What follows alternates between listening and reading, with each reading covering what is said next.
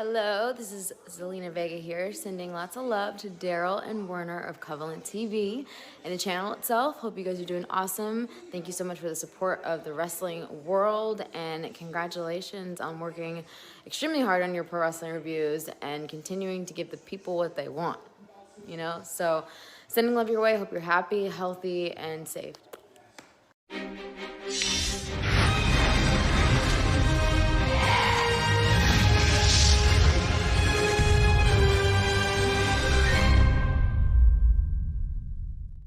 What's going on, you guys? It's the one and only Black Dahlia. I am the cutie with the booty, hottie with the body, thong wearing, chainsaw wielding scream queen, and you're watching Covalent TV.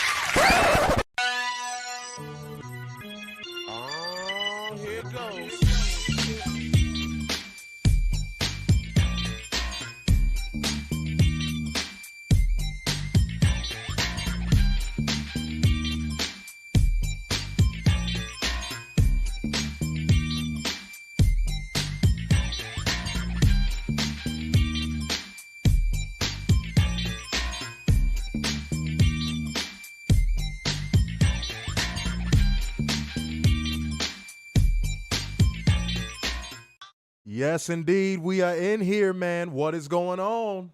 What is going on, beautiful people? Keep the energy and spirits high. We know Monday Night Raw knocks you down, but we come here to pick you right on up.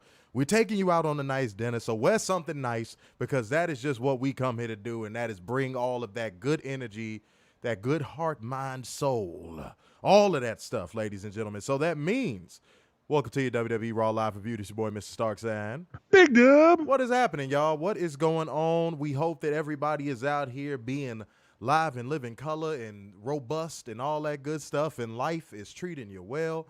And, sometimes you take 3 hours out to Monday and that don't treat you well, but that is perfectly fine, because you get to watch a show that actually means something and has a little substance, unlike most podcasters. Now, that's not a diss song. It's a real song. It's not a diss song. It's a real song. Okay? But y'all have a job to do, man. Y'all have a fucking job to do, ladies and gentlemen. That is being a part of that like gang, comment gang, share gang, and donation gang. And also the never should be forgotten emoji gang. If you're not in here commenting, don't just be ninja watching. Introduce yourself or drop some emojis. If you're not dropping comments, you know what you should be doing? Dropping emojis. Okay? All right. If you murdered somebody and they couldn't find the right evidence, they should just be dropping the case. That's just drop the case. If the glove don't fit, you must have quit. Ladies and gentlemen, Sharp Vision TV in here, Marlo in here, Lorenzo, Chad Bad One. You know what I'm saying? I see all y'all popping in here, man. Salute to everybody that is in here already. Y'all show up to things on time. You're punctual. That's why the bitches love you. If you are indeed a female, then in which case that's why the bitches love you. I'm not changing my answer. Go fuck yourself. Okay? But we are here, man. We are here not to impress, but to just, again, be real with y'all, man. And that involves bringing you beautiful people the news, holding one special, accountable, and dropping those facts, data, and statistics as we go, because that is important to you as a viewer, because otherwise, what reason would there be to watch us? We are pretty fucking entertaining, to be fair. But the truth is what y'all really here for, man. Y'all know we don't lie to y'all. But let's not bullshit around. Let's go on ahead and get into 10 news. So I gotta believe the Undertaker is hiring a mariachi band. What the fuck is this about? Hold on. He is running around screaming to everyone who will listen to say that Ole Anderson is dead.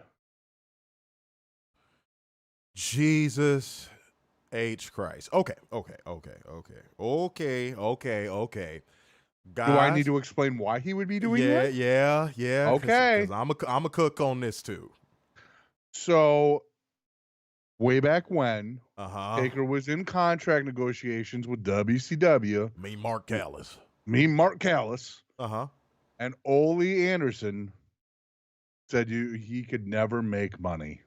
Mm-hmm. So he went up to New York with Vince, and the rest was history. Yeah, the rest is definitely history in that regard. And for sure. Taker's been a bitter little bitch about that comment for the last 30 fucking years. That's one of those few things where I say let him have it. Imagine if you were, in the prime of your career and you're the prime of your life, and somebody just tells you you're not worth anything. You want to prove that person wrong, and you want to stick it to them. And the moment you get the opportunity to do so, you're not only going to stick it to them, you're going to impale them on that shit. Mm-hmm. Huh? It's just that simple. It's just that fucking simple. Yeah, Katu, we come here to get it, man. That's what we do. Are y'all going to pick it up? If we drop it off, are y'all going to pick it up? That's the real question. But I'm going to preface what I'm about to say next by saying this. To those of who are affected by Ole Anderson's passing, prayers to you. Yes. Okay? Let me preface by saying that. I really, because I'm going to be honest, black people, we try not to talk ill of the dead. I come from Chicago where drill music was a thing, and that was like the whole premise of it was talk about people's dead homies. And like, that was the one part of drill in Chicago we didn't like. We did not like that. That was like not cool. We never really liked that here in Chicago. And black people in general, we just don't believe in doing that type of stuff because we just don't. Mexican people too. But like, I'm sorry. I have to say it. Ole Anderson was a racist piece of shit. There's been multiple accounts from Ron Simmons, Teddy Long, people who worked closely with him. He never felt black men had a position in the business as world champions. Vince McMahon just adopted that mentality. That's who he really probably got it from, whether we know it or not, indirectly or directly. So you have to forgive me if I have like zero sympathy of his passing. Like, I don't care. Like, I thought about it. I was trying to be the bigger person because I retweeted a couple of the RIP posts, and I was like, you know what? Nah, us as black people, we've done the turn the other cheek thing for the past 100 years. I don't think I want to be that person. Whenever somebody fucks us, it's always, oh, turn the other cheek. But then when a white man gets wronged, it's, let's go to war. So I can't. I'm sorry. I can't sit here and pretend like I am just like so crestfallen by his untimely demise. No. Again, from accounts of what people have said about him, black wrestlers, black referees, black workers have basically said he was the biggest piece of shit, like a big racist piece of shit. Go ahead, sir. I just have one question. What's up? Because I don't remember this, to be honest. Who was the booker when Ron Simmons won the belt? So I would have to do my research on that, but I'm almost certain he had to be tied down for that decision to be made if he was during that time. Because there's been a lot of people that said he didn't want him to be world champion. Like, he did not believe black men deserved to be world champion. He was jacked enough to be a world champion. He could have broke Ole Anderson's neck with his pinky. Yeah. Have y'all seen Ron Simmons in his prime? Ron Simmons in his prime probably rivals Bobby Lashley. Do you know what I'm saying? Like, yeah. So that mentality went to wrestling and it never left. So fuck him for introducing that mentality to pro wrestling, because we have not been able to look back from that since. And that's the sad part about it. But thank you, Jason Inc. What's wrong? Jason Inc. said Dusty Rhodes was the booker when Ron Simmons won the title. Insightful comments. We appreciate that. Yeah. See what I'm saying? And I'm pretty sure Ole was probably protesting that shit until the end of time. Probably. Star Vision TV said, real talk. Hey, man, that's what y'all come here for. Mm-hmm. I got to give that real talk. We got to have the uncomfortable conversations. I'm a black man at the end of the day. I'm not going to shy away from it. Like, I'm not going to shy away from it to make Werner happy or any of the white men that watch our streams happy. I'm a very proud foundational black American man, and I will always stand up for my motherfucking people if they doing the right. But there's a lot of black wrestlers that should have been champion. Yeah, but imagine the amount of them that got held down due to the line of thinking like he had. Mm-hmm. I can't. I'm sorry. I cannot sit here and be fake. I can't be fake and act like, oh my God, I'm so sad he's gone. Go ahead. I mean, it's a shame that Ron didn't win more world titles. Because let's be real here. Ron Simmons had a lot more charisma than Bobby Lashley. He should have been a 10-time world champion. Easy. Yes, easy. He should have been in that mix in WCW instead of going to WWF and being Farouk Assad. And getting cast in so many stereotypical gimmicks is not even fucking funny. Yes. But salute to the 14 people on YouTube and everybody watching on Facebook. Oh my God, out the gate with it. Oh Whoa. My God. Oh my God. Mm-hmm. Came through with the 40 schmackaroos, ladies and gentlemen. Saying, Mr. Starks, can't thank you enough.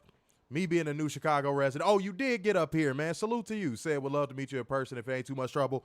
Man, I'm always down. I'm always outside, bro. Just hit me up, man. Hit me up. I'm definitely going to be out for my birthday in a few weeks, which also so happens to fall on St. Patty's Day weekend. So you can imagine what I'm finna look like. Yeah, he's going to be dead. Yeah, it's going to be great. It's going to be great. Vaginas and money. That's what I'm talking about. But salute for the 40 schmackaroo donation. That's a beautiful thing, goddamn. You know what? Should we break it this one time for a 40 schmackaroo donation? I think we agreed that anything over 20. Yeah. Oh, you know what? That's a good one. That's going to be a new rule. Anything over a 20 schmackaroo donation, that's instant church, whether we've hit the 3 or not. Mm-hmm. But it's time to go on here and take ourselves to judge. Tell him, I'm not gay no more. I am delivered. I don't like men no more. I said I like women. Women. I said women. I'm not gay. I would not date a man. I would not carry a purse. I would not put on makeup. I will love a woman. Now listen, y'all better stop playing with us, man. Daniel Malcolm came in with that hot fire. Mm-hmm. Came in with a 40 schmackaroo donation. Keep the energy going, man. Keep the chutch rolling. 2 more donations will send us back there unless you send through a 20. Then in which case, we going straight to that motherfucker, man. And that was that early service, ladies and gentlemen. That was the early service. We love to see all of our attendees, our parishioners being in here, soaking up this good game, and we appreciate y'all, you know? See, we got the early service with the bow tie. Yes, indeed. Marlo said Ron Simmons was jacked at his prime. Yes, he was. Yes, he was. Said Dusty Rhodes was the booker when Ron Simmons won the title. Yep, read that. Said me and you having our mom names Lydia mean a lot. Hey, man, facts plus tax. I think about it all the time. I was thinking about it real heavy yesterday. But yeah, salute. It's a lot of stuff going on in the world that I wish I could talk to her about because we would always pick up the phone and talk to each other. So yeah, it's a lot of stuff, but it's all love, man. It is all love. Fernando said when the fans were chanting "Die Rocky Die," it was Ron Simmons who took the Rock under the nation and helped him get over.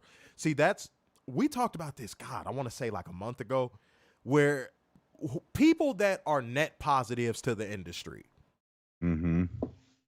that's that type of thing that makes me go, you want to give more to the industry than you take away.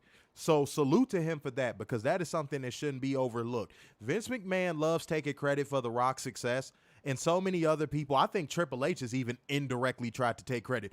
If it wasn't for me trying to you mean like this past Sunday? Gee, we can't be Triple H at the exact same time, sir. Let's slow down. Let's slow down. But yeah, no, we know who really did that. Said, my feelings are great. Deals tonight, man. Sorry to man. It's all good, man. You know what I'm saying? Man, let me tell you something. I have honestly cried more in the last 3 years than I've cried in my entire life. If you could understand the amount of loss I've suffered in the last 3 years, dude, I like more than I have in my entire life. I'm pretty sure I've cried in the last 3 years more than I have as a damn baby. So it's all good, man. Don't let, and this is where it comes from. I was just having this conversation with somebody yesterday. Do not let the sheer amount of numbers in women convince you into believing that you as a man don't have a right to feel a motherfucking thing. Right. You understand what I'm saying to you? Now, that don't mean you should be crying as soon as you cut the TV on and see a puppy get killed in a movie. But, like, you got to be a man. You know, you got to be a man. No, now in I'm that going to regard. start killing a Russian mob. Yeah, so you gotta definitely have some masculine nature, but and stay in masculine frame. But dude, if something's really bugging you, man, and you gotta let that shit out, dude. Let it the fuck out. Fuck what these girls think. Just because these girls want to chase men that get locked up for 40 years and leave them with kids on the outside and some more shit, but oh, they love him because he tough and he never cried, don't mean you need to be that way. You know why? Because those women end up fucked up in life, and those kids end up fucked up in life, and the man who actually does have the balls to cry in his crib when he's going through it is the man that actually does have some success in the real world and in relationships. Yeah. So fuck that, dude. Let that shit fly. I ain't trying to hit none of that. Let that shit fly, man. Straight up. But like gang, comment gang, share gang, donation gang, come on through, man. Come on through. And again, if you are not commenting, you should be dropping them emojis on all platforms, ladies and gentlemen. It is not that hard. Lethal Protector said All In had more people in attendance than Elimination Chamber. Okay. We'll get to that in a second. It's something real brief I just want to say about that once we get to it. But first, it is the sniper's bullet through the cranium. It is the burn from your pots and pans. It is everything that brings you misery in this world. Ladies and gentlemen, if you know what portion of our show is about to come up and you've been here before, and even if you haven't, that's fine. But the people who have been here should know better. Drop that shit in the comment section. But even if you decide I won't, I will not, shan't. Okay? I'm going to tell you bastards anyway. It's time for us to hold one special. Dumbass! Accountable. It is time for drone accountability. Lego. This is from Twitter. Twitter. This is from Ryan Schramm. That's a fake fucking name. Well, I'm going by what he says. He says, and I quote, "There's a myth out in certain areas of the IWC that AEW fans will stay with AEW no matter what. If AEW changes their style to be more like WWE, the AEW fans will stay, and the WWE fans come in, and it can only make it better. They don't seem to get AEW fans won't stay if it stops being AEW." And this isn't saying one is better than the other. Clearly, millions of people prefer WWE style, and that's okay. Bruh. But if you think that decades of evidence would teach people that trying to cater to fans you don't have at that expense of the ones you do never works. Bro.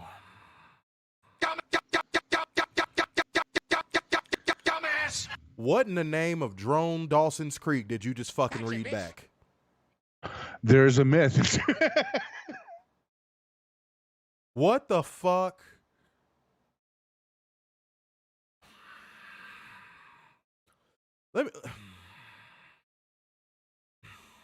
Can I tell y'all why that one frustrated me a bit?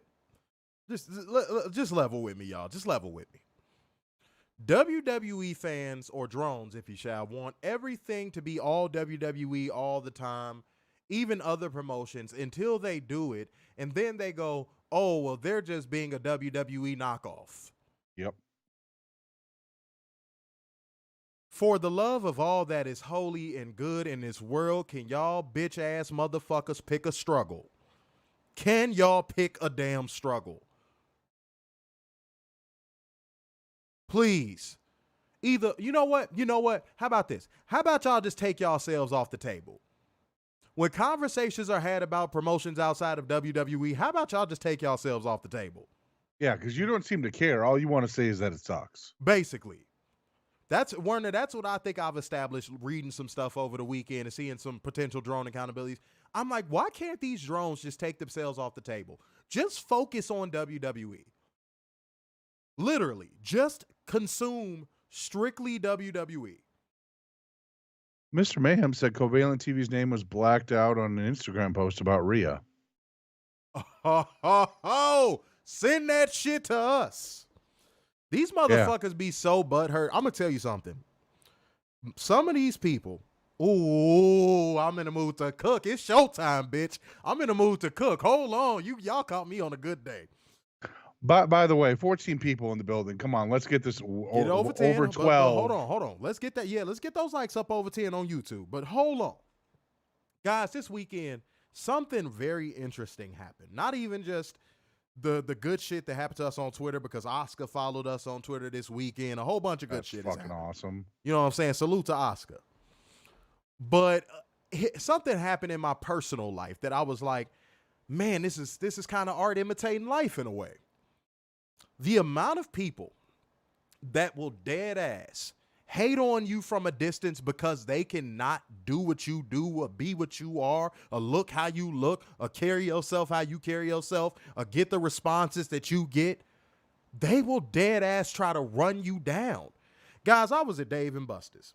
I'm like, man, I just want to go play some games. You know what I'm saying? They appetizers are fire at Dave & Buster's if you've never had them. I want to go to Dave & Buster's, have me an appetizer, watch the Bulls play me some games. Yeah, that sounds good, right? That's a very underrated place to go watch a game. You know? So I'm like, all right, cool. So I go play some games. Guys, I'm dressed fly as I always am. I'm looking good. If y'all ain't never seen me dress, man, I'm like Thanksgiving. I'm known for good dressing. Just go look at my damn Instagram.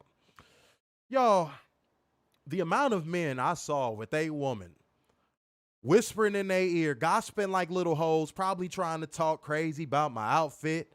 You know what I'm saying? Talk about my robust hairline and excellent body of hair. You know what I'm saying? They were trying to talk shit, and I could see it. I knew what they were doing. But let me tell y'all something, little bros. Let me tell y'all something. First of all, I could call them little bros too, because I could tell most of them weren't over the age of 24. And then also, most of them were 5'6" or under. Mm-hmm. When you do stuff like that, when you hate on a real player, it pushes your bitch towards me.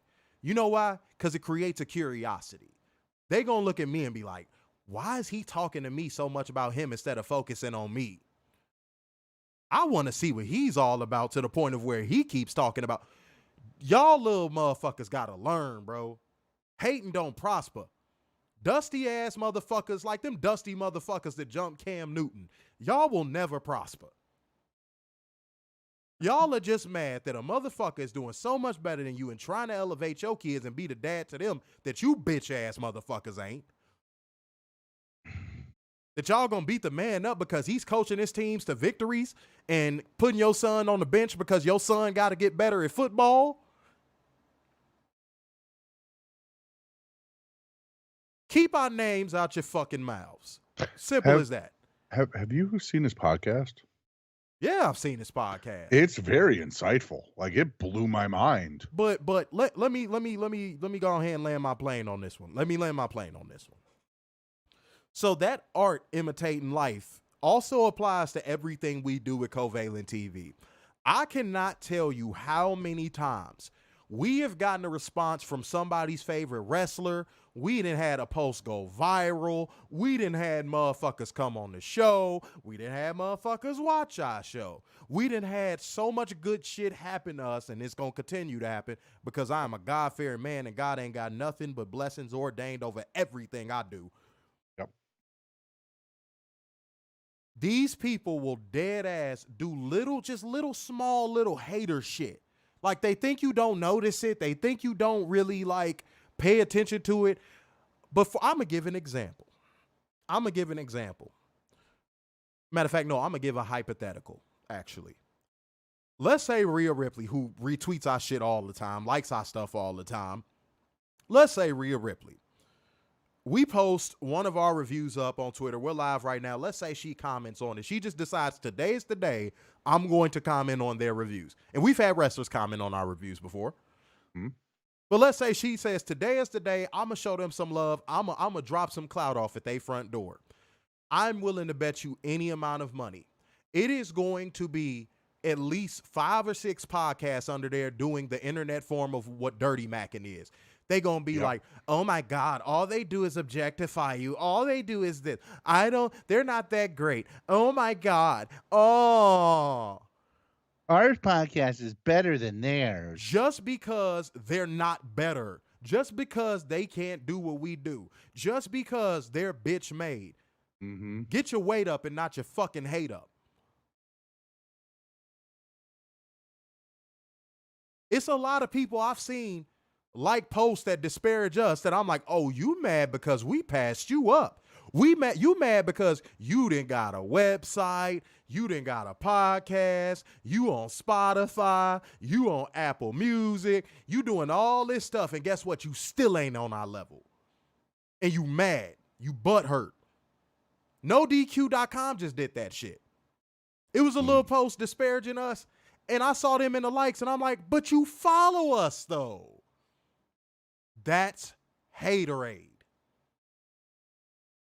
I don't drink haterade in real life or otherwise, because, again, I'm the man in real life. This is not my life. I hate to say it that way, but, like, this is not my life. I treat it as if it is a huge portion and driving force of my life because I love this shit, but this is not my life. I have an actual life. Most of these podcasters and these people that run these websites don't have fucking lives. If they get turned down for media credentials, that's like the end of the world for them. Me, I'm like, okay. All right. Go do something else now. Right. I can go do something else now. Shit. Yeah, I can free that time up now. So pay attention to that. All these motherfuckers we done passed, the same people that was sitting here trying to shout us out when we was at 2,000 followers, and then once we passed them, all of a sudden they like and post that disparage us. I'm like, that's real funny. That's real convenient. They lift you up just to tear you down. You feel me? Which is sad. It really, and it's not just us. I mean, you see it a lot with a lot of celebrities. And like for no fucking reason. It's really pathetic. What is the point of tearing that person down? Hold on, somebody told me it was Sports Keto. Hold on. I'm about to check this shit right now. Sports Keto? Hold on. God, what happened to them? I'm about to, and what's funny, here's the irony of that shit, y'all. Hold on, let me fuck y'all up. Here's the irony of that. These motherfuckers then posted our tweets on their website before, so them randomly doing some shit like that is kind of crazy. I just, they become worse than Ringside recently. Hold on. I like to say in like the last 6 months, it boggles my mind. I don't see what y'all talking about. I'm trying to find this shit right now. I'm trying to find it. I'm going to find it live on the air. I'm straight up. I'm about to find this shit live on the air. Hold on. Daniel Malcolm said, you all legit went viral for just asking a simple question. It's not that hard to ask a simple question. I mean, honestly, anyone can fucking do it. All you got to do is be willing to ask that tough question. That's what makes them so mad, bro. Because they're too afraid to do it. That's what makes them so mad. We can go viral just with a question. That's where the haterade comes from. Yeah, they hate us because they ain't us.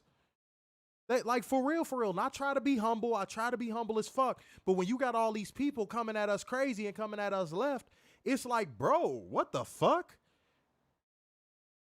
You just mad because you compromise? You just mad because you can't do the numbers we do? You just mad that you can't go viral in one post? You just mad? Like, okay, say that then. Yeah. Say that then. But like and post disparaging us instead of coming directly to us and saying you don't like what we do. That's pussy shit. Yeah. I will never respect that. But let me see. Hold on. Y'all making me check this shit live. Luis Alberto Granados. I'm not even gonna try to pronounce that. I think second middle name. I think Facebook got the C translation button, don't it? Yeah, I got it. What he says, I don't count on your cleverness. Well, okay. Yeah. We'll count on your pesos. Yes. Okay. Count on your pesos then. Don't count on our cleverness because we don't need to be clever. We just need to be the truth, and that's what we are. Okay. Facebook user said, "Don't hate you because they ain't you." Covalent won. Simple as that. Yep. Simple as that. And it's no pain. It's no pain for me. It's no pain for me because again, these motherfuckers will come to my city, and they'll hang out with me and be like, "Oh, you really the man." This don't bother me because these people don't know me in real life. Mm-hmm. The fuck? I'm gonna get mad? No, get the fuck out of here. Y'all gonna have Marlo to send said Sportskeeda's wrestling has been going downhill for the past year. It really is, because they've been really making like outlandish headlines. Yeah, because they do the thing that some people try to accuse us of when they don't like an opinion we post. They call like some motherfuckers like, you guys simp over this woman's wrestler, blah blah blah. Sportskeeda, go look at Sportskeeda's page right now for wrestling. I'm willing to bet you any amount of money that 80% of their posts in the last 3 days is Rhea damn Ripley. Yeah. But we'll get accused of that. Yeah. And at least we're not some of these podcasters that claim that wrestlers died.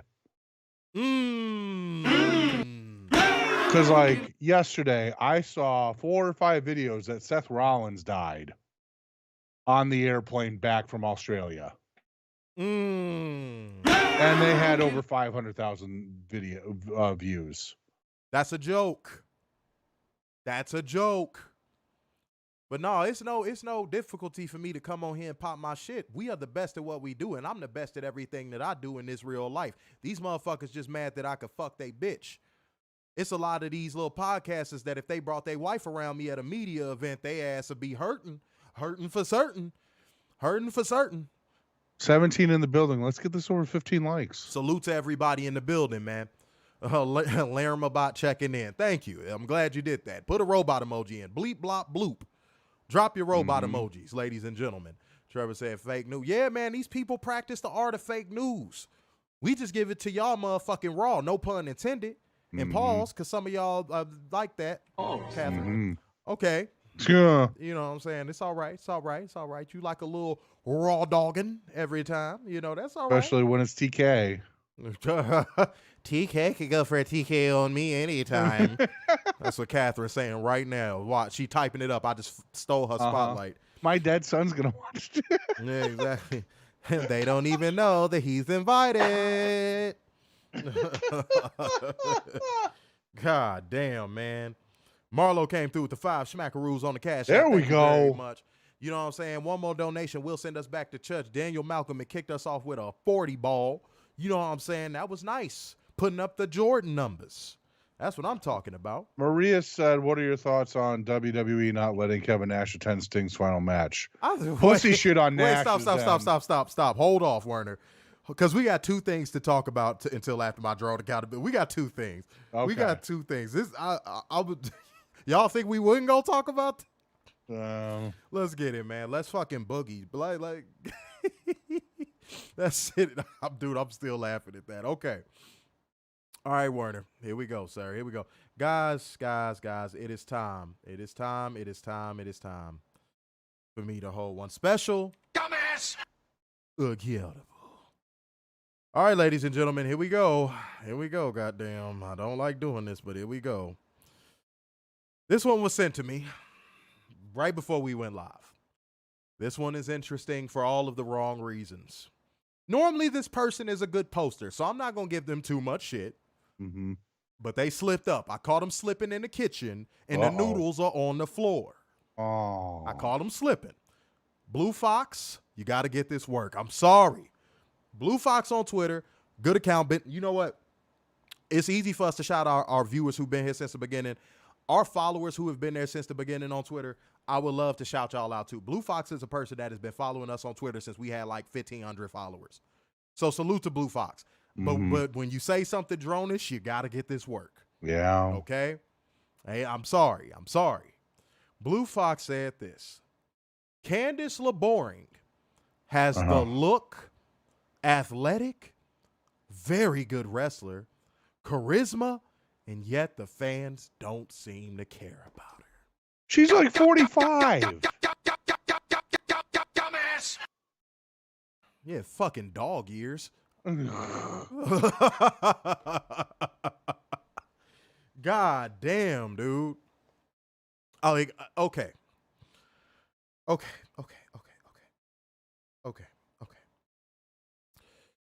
Candice LeRae. I'm going to say her name. Because I don't want it to seem like this is just a bash session. I'm going to call this straight down the middle. By the way, if you're a fan of Candice LeRae, put a thumbs up. If you're not a fan of Candice LeRae, put a thumbs down. This is just my opinion. Candice LeRae, damn, son, where'd you find benefited this? from a time in the indies where if you could do a lucha-style moveset and work a match longer than 20 minutes, you had a following.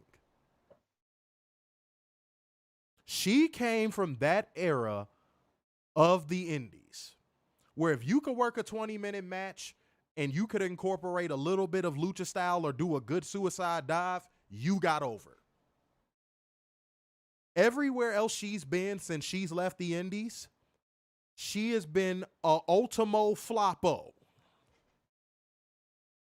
Don't forget she was besties with Joey Ryan. Yeah. Oh, talk. I forgot all about that. You better talk. Talk. The male predator there. So was Cody too, by the way. Yeah. Talk.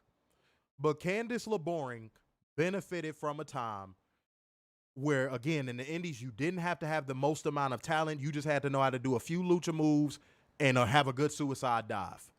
And also, let me not. She also benefited from being a part of the indies during a time where the indies were at their hottest. When independent wrestling was starting to finally become cool. Mm-hmm. Damn, son, where'd you find this? It's almost like that one player on your favorite sports team that when you see them at the championship celebration, you're like, motherfucker, put the trophy down. You didn't do anything. Right. That's Candice LeRae. Catherine said, I like Candice's hair color.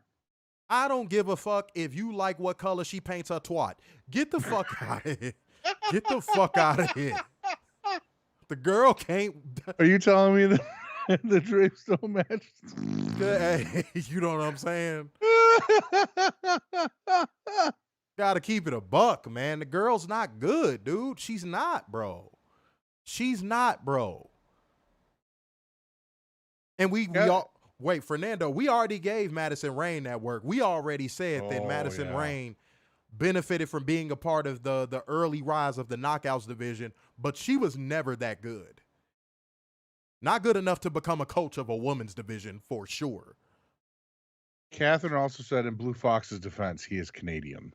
Oh, don't you know? Don't you know? Don't you know? Do we got any Canadians? That Wu-Tang, don't you know? Hold on, wait. Do we got any Canadians in the chat? You know, we want to show someone say, yeah, fuck him too. maple syrup rocks. No, I'm playing. Yeah. Fuck your Vermont shit. That's right. That's right. I'm going to read a few comments before we get into what we got to cook on. Then we're going to get into Raw. Hold on one second, y'all. Let me see what we got. I can see what we got. Catherine said, I can verify that the ladies at WrestleK were looking Starks up and down. Hey, man. Hey. I'm going to be the first person to tell you something right now.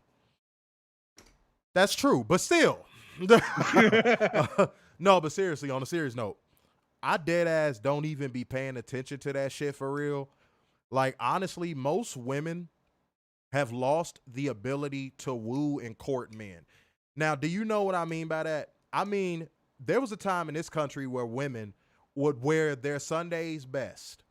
They would fake like they dropped something on the ground just to bend over in front of a man they thought was attractive. Yep. Women don't do that shit no more. A woman will dead ass stare at you from across a room like a stalker for 45 minutes and wait for you to say something. Yep. And have the nerve to wait for you to say something.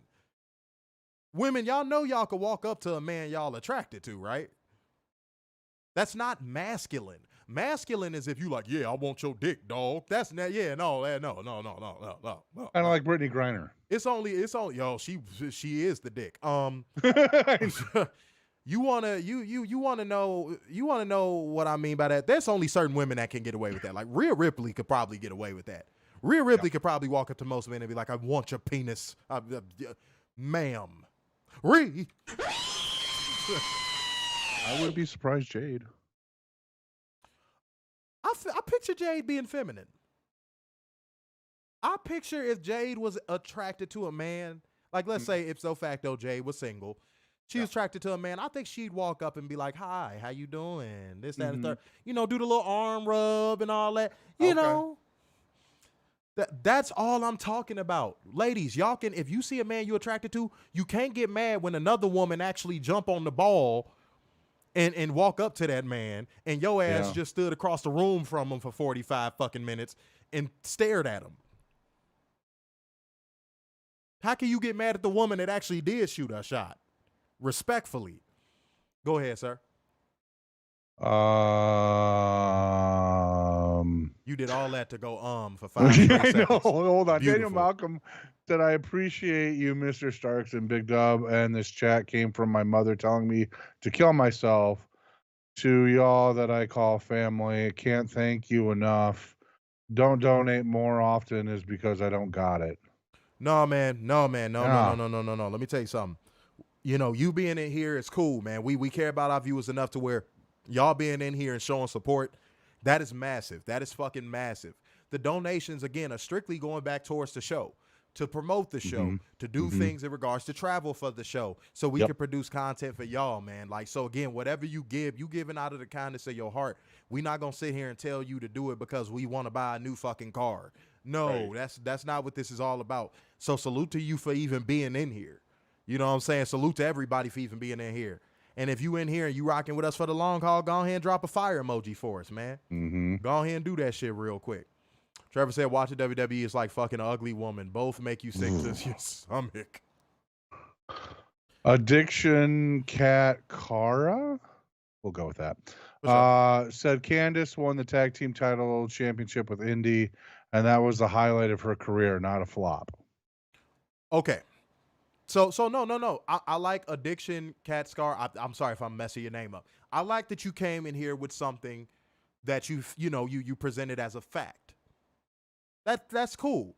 But that will also be filed underneath the category of subjective. Because let's keep it a buck. How many people cared about it? Let's be real. That was the NXT titles, wasn't it? If I'm not mistaken, yeah. Let's be real about it. I'm not trying to say it's not. I'm just saying, how much impact did that actually have? Because if you watch Candice LeRae's indie work, that was her peak. That was it. That was the Mount Everest. That's what that was. Everything after that, when I say a flop, I mean a flop in the sense of nothing that moves her career's needle. She hasn't done anything since the indies that has moved her career's trajectory to the top of the mountain. She hasn't done anything. But I appreciate you coming here and actually presenting something as opposed to being like, you guys are fucking stupid. Thank you. Appreciate that. Real quick, I want to shout out Mike Patterson. He said to Daniel Malcolm, bro, your greatest donation is your time. Time is invaluable. Stay strong, my dude. Absolutely, because we don't know how much of it we got. Facts. Absolutely. I love to see that. Fernando said, how about Candice Parker? I was up on Candice Parker before Candice Parker. I remember Candice Parker in high school. That's what I'm trying to tell people. When Candice Parker was at the University of Tennessee, I was like, that's a bad motherfucker. I remember her at Naperville Central. You know what I'm saying? Bad mother. She destroyed women's basketball in Illinois. So that's what I'm getting at. I was up on Tiana Taylor before everybody was up on Tiana Taylor. When people were saying Tiana Taylor was ugly, I'm like, y'all tripping. She bad than a motherfucker. She's pretty ugly. She's like she traditionally, she's not pretty. Like, she's not. She has a very unique look. She's not traditionally pretty. But like when you actually look at her, she's bad than a motherfucker. She is bad than a motherfucker. That's what I mean when I say that. Saying we are family. Okay, I saw you. I see you, Catherine. You don't know nothing about that though. Fernando said NXT Tag Championships, who cares? Mike Patterson also said it was all about Indy winning gold, not Candice. Yeah, there we go. There we go. That's what I'm saying. I try not to discount anybody's experience or their fandom, but like, let's be real. What did that do for Candice LeRae? For real. Like, let's be completely honest. Let's be completely fucking honest, okay? Trevor said everything else was a bad kitty rod. Daniel Malcolm said Candice Parker in college was that one. Oh, she was. It's a reason why, honestly, I think she's going to go down as the greatest women's basketball player of all time. Yeah. Daniel Malcolm said long live Pat Summitt for sure. Yeah, I forgot about that. Forgot about why that. Why are we talking about Darko? Why? Hold on. Well, yeah, well, you know. We don't know. You don't want to relive Darko We Milicic? don't want to revisit Darko. Well, you don't want to revisit Darko Milicic. No, I don't want to revisit Darko. He's from Darko Michigan. was a very dark time. He's telling you where his location is. He's scenically located in Tree, Michigan. That's where he's from. Where he pays for his groceries at the store with Tree Fitty. Because they all pay for everything with tree bark. That's what happens where Werner comes from. Want a Slurpee? 3 tree barks. Want a TV? That's going to cost you a tree. Okay? So if y'all wonder how Werner watches Raw, he had to get that chainsaw and kill one of his girlfriends. That's what happened. That's exactly what happened. I'm sorry. I hate to tell y'all. Zach said LeRae is the – oh, wait, read that one. Let me say it again, the name, Werner. Let me say it. Darko Milicic. Oh. Yeah? It's a good guy. It's a good guy. Dirty South MVP said, y'all heard about Ole Anderson. Yeah, we addressed it at the beginning of the stream. Go ahead and watch that. I gave my take on it. I do not want to repeat that. I don't. Yep. Maria said, Brittany Grinder. You mess with Kurt, you get the grinder. Yes. Sick. Give Candice a run for her money on the court. No. Nah. Candice Parker is way more skilled. Yeah. But salute to the 20 people watching on YouTube right now, guys. Let's get these likes up. We hope y'all are enjoying the show. We talk about a little bit of everything, but we going to get into Raw. Don't you worry. But now I want to move on to this. Let's transition. Kevin Nash being a little bitch. Yeah. Kevin Nash is acting like a 6'10" little hoe. Kevin Nash basically indirectly, let me preface by saying this, indirectly blew up Eric Bischoff's spot. I'm going to explain how. He basically exposed the shtick. He pulled back the curtain. He showed how the magic trick is done. And now Eric Bischoff probably needs to lay low for a little while. You want to know what he did?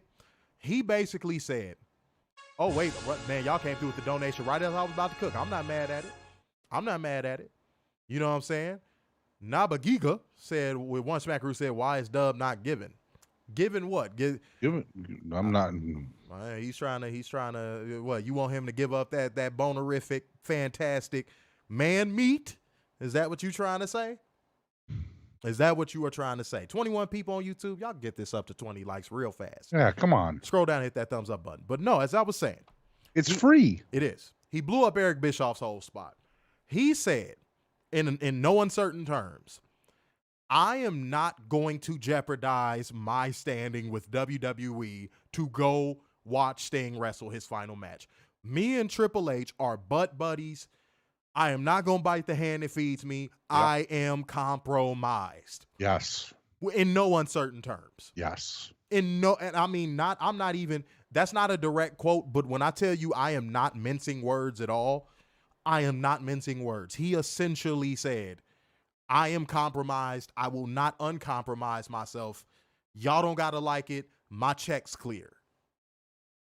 And I know Eric Bischoff probably called him and was like, shut the fuck up. Shut up.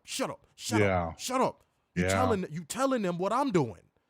You telling them what I'm doing. That's what I'm doing. Shut up, Kevin. You gonna blow up the whole operation. Shut up. Mm-hmm. I know Eric Bischoff is crying into a pillow right now.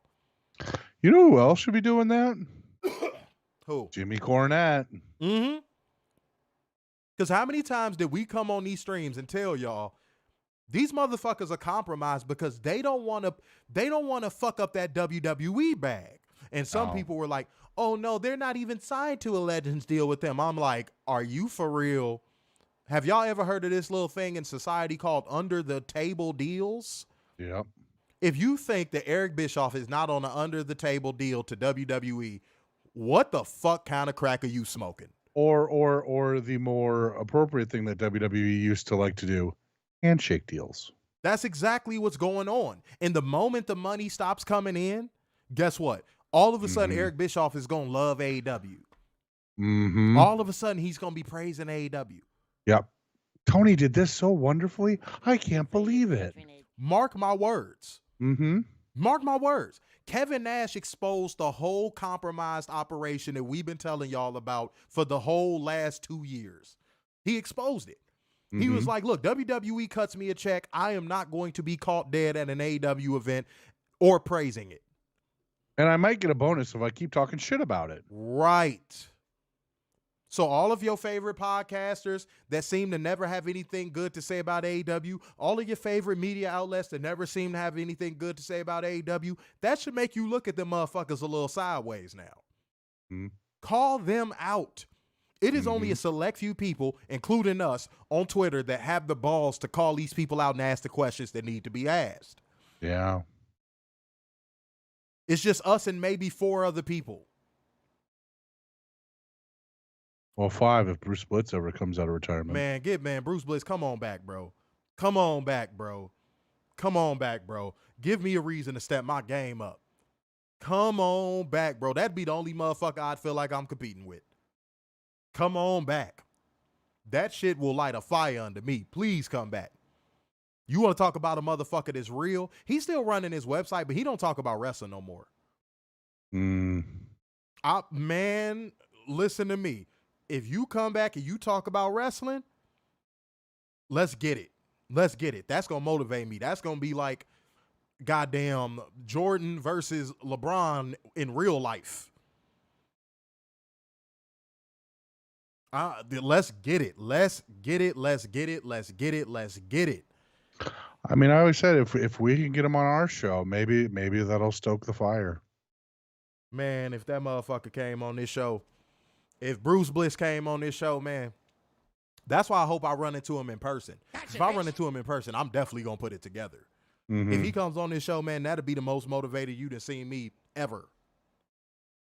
Straight up. Straight the fuck up.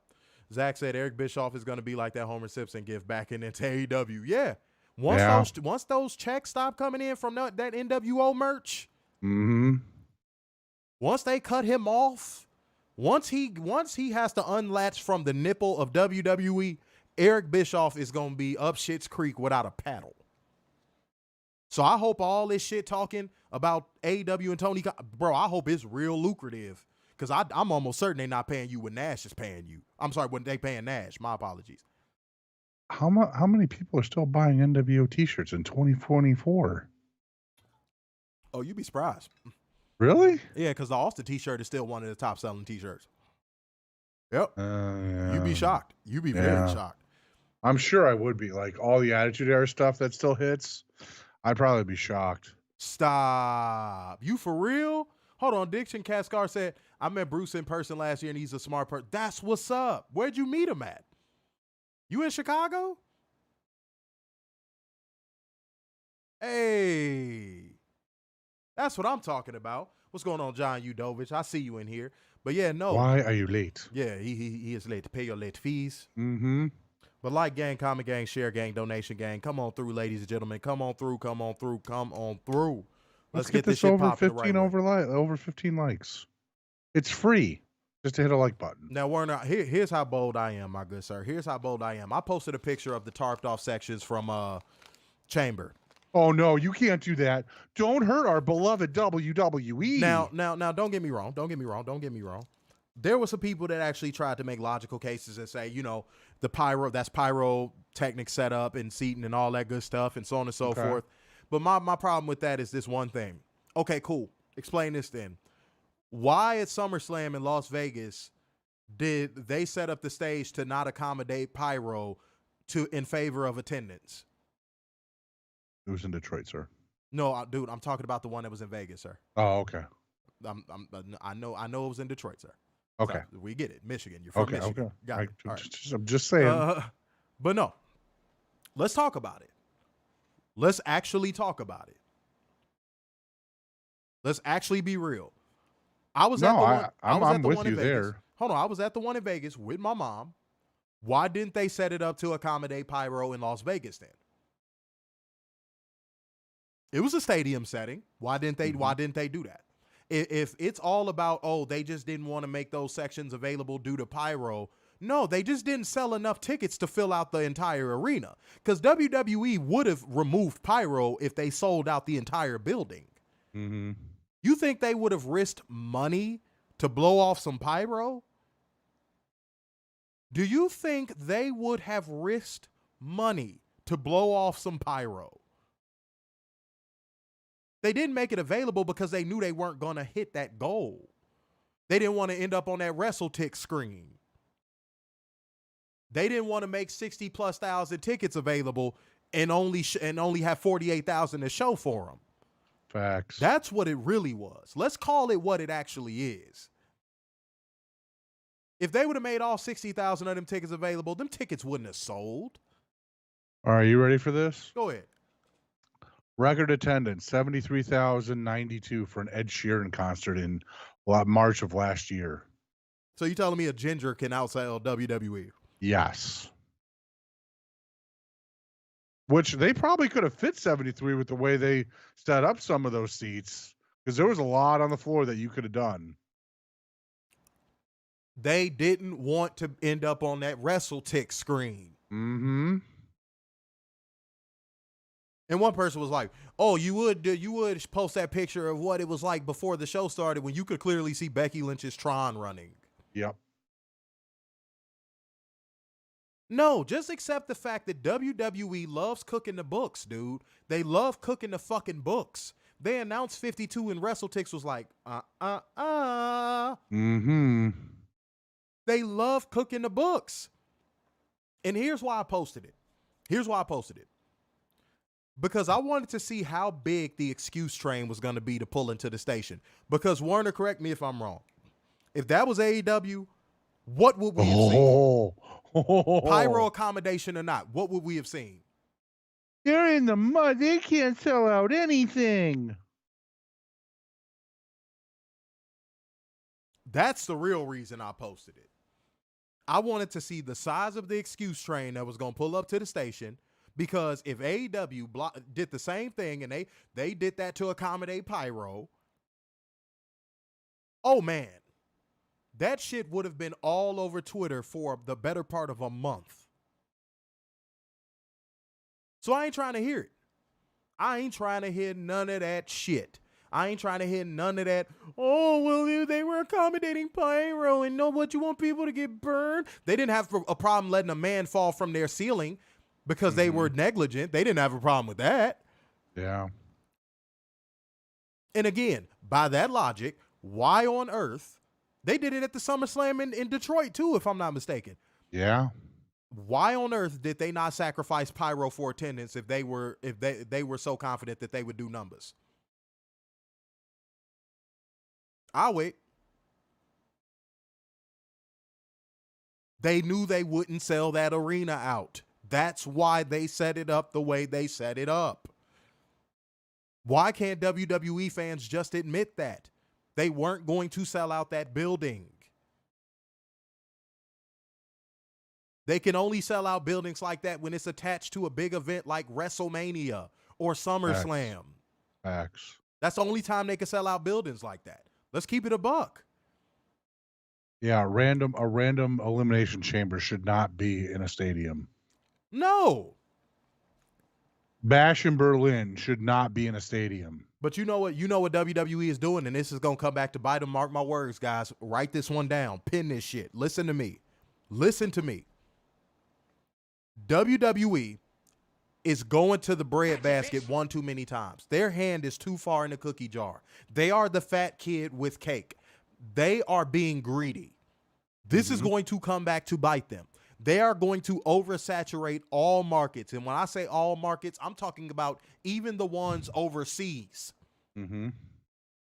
They're going to oversaturate every market. And guess what's going to start happening? The same thing that was happening before the pandemic. The attendance numbers going to start to go down because people are going to get WWE poisoning. You see a lot of AEW fans that got their head latched on straight saying Tony Khan needs to stop doing these fucking month-long tours in Canada. Yeah. He's going to burn out that market. Yeah. He needs to get away from Texas, too. Yeah, Because man. he goes there for a month, too. Dude, you going to burn out that market. Mm-hmm. Go somewhere else. Go to Nashville. I mean, the way it is now, you might have a chance to make some inroads. Man, run Madison Square Garden. But dude, you going to Canada for a month and like a half, that's not the lick, bro. Yeah. That's not the lick. But wait, hold on. Say, yeah, you met him at the Chicago airport. Which one now? Midway or O'Hare? Yeah. That's what's up, man. That's cool. I'm glad you got to meet him. But yeah, if I meet him, I'm going to tell him, bro, you got to come on the show, bro. You got to. Daniel Malcolm said, last thing I ever want to do is disrespect y'all. No, man. What? Wait, no, what? What? No. Whoa, where? You good? What you talking about? You never disrespect us. No, what the fuck? No. No. But like gang, comment gang, share gang, donation gang, and emoji gang. If you are not commenting, you need to be dropping an emoji. You need to be dropping an emoji, ladies and gentlemen. He seems like a midway guy. That don't surprise me at all. He seems like a midway guy. It's weird that I'm always over there in that little area over there doing shopping. Like I'm near Chicago Ridge Mall and I'm over there and I'm near Forest City and I'll go to that Guitar Center over there from time to time by Midway. And I'm like, I would always be in that area and I'll always be like, I feel like if I'm going to run into Bruce Blitz, I'm going to run into him over here somewhere. I don't know why I always thought that. And you saying that, that's kind of crazy. That's kind of crazy. But it is what it is. Hopefully I do run into him. I'm going to put it out there in the atmosphere. All right? My voice is trying to go, y'all. I ain't gonna lie. We done hella content last week, and we doing hella content this week too. Go ahead. So after big business, Canada for the rest of the month. I don't like that. I do not like that. You know where he should have ran after big business? New York City. Yeah. Stay on that East Coast so she could get those East Coast pops. Mm-hmm. And then maybe go to Canada. But dude, you going to Canada for a month? That no. Week after Mania. Oh God. No. Back to Canada. No. For 3 weeks. Or for 3 shows. I don't like it. They got 2 Dynamites, or 1 Dynamite in April, 1 in May, and then the Rogers Center in Vancouver on the 11th. And then they're in Calgary on the 10th of July. Okay. We'll see how that goes. But y'all, again, take this opportunity. Like gang, comment gang, share gang, donation gang. Show the necessary love, ladies and gentlemen. Show the necessary love. Because we're about to get into Monday Night Raw, and this one we're going to try to make quick because, again, a lot of pain goes into this show, ladies and gentlemen. But I saw an insightful comment I want to read. I'm sorry, I missed it earlier, but I'm going to read it now. There it is. Boom. Addiction Cat Scar said, WWE lost their vision and love for the business because it seems every month someone gets hurt like Shotzi. That's definitely an NXT issue. But let me say something. WWE lost their vision and love for the business the moment Vince McMahon wanted to turn wrestling away from wrestling. Yep. And call it sports entertainment. That was the moment when you knew wrestling was going to be worse off if Vince McMahon won the Monday Night War. And guess who won the Monday Night War?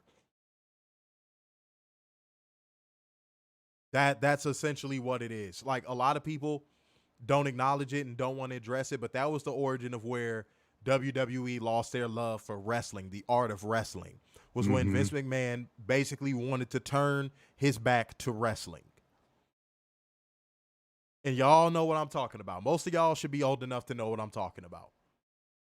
But all right, Werner, you know what I'm saying? You ready to get into Monday Night Raw, sir? It's gonna hurt.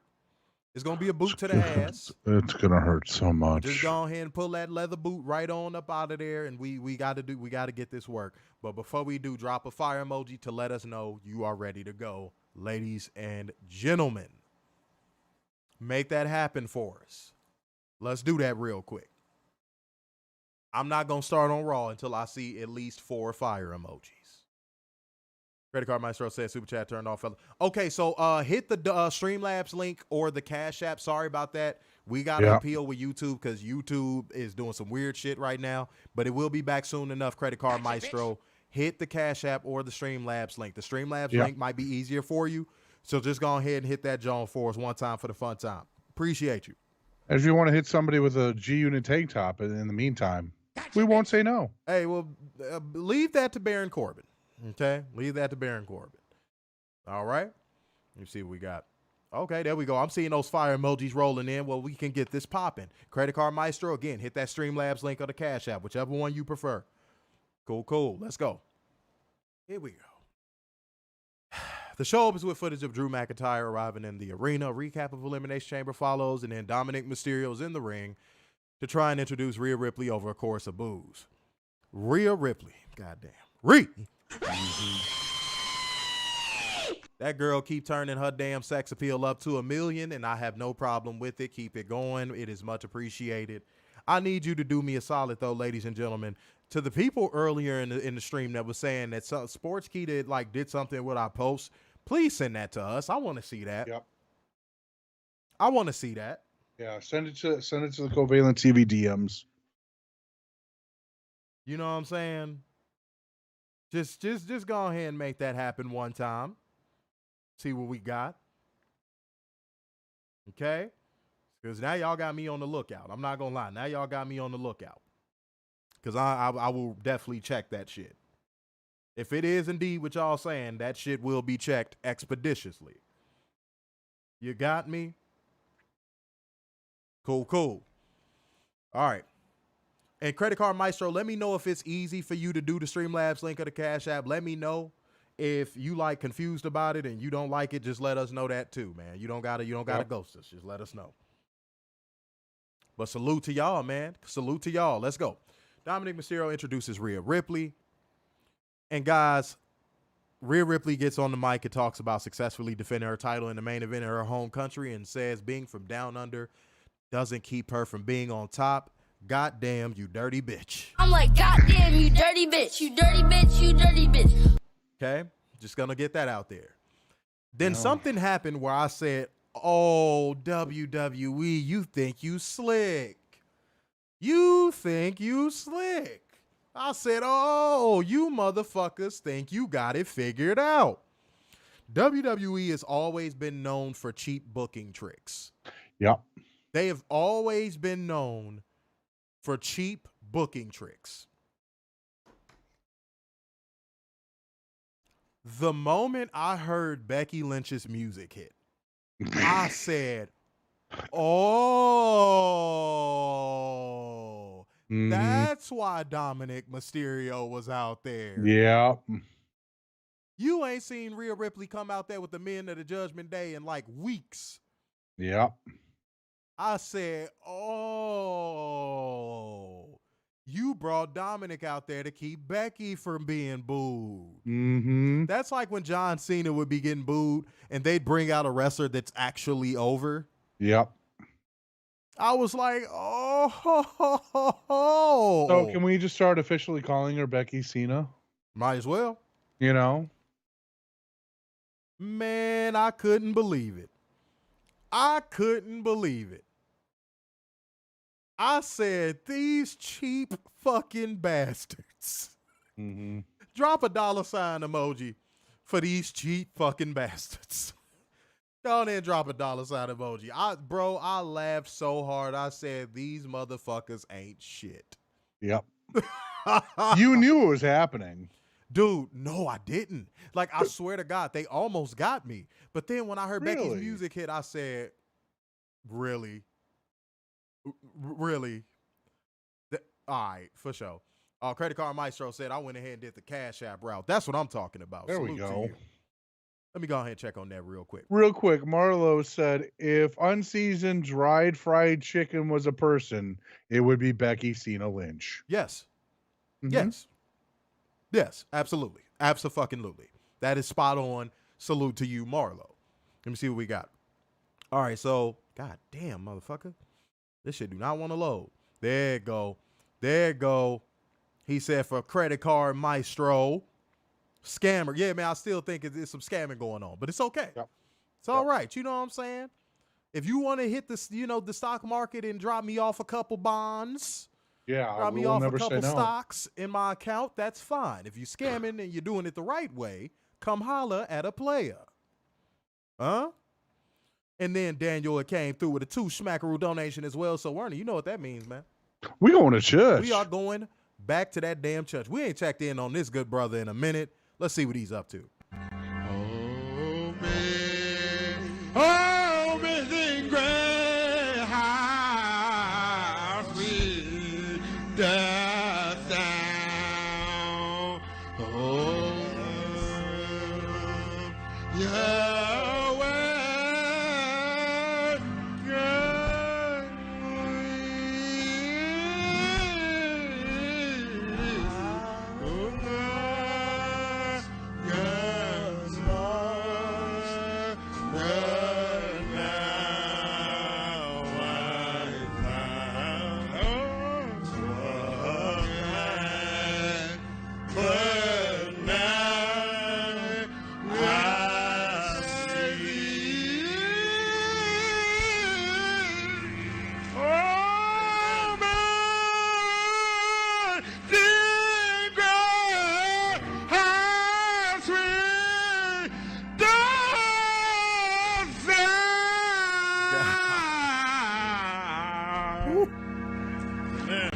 Woo! Oh man, brother, when you ain't heard that in a minute, it hurts. Yeah. Damn.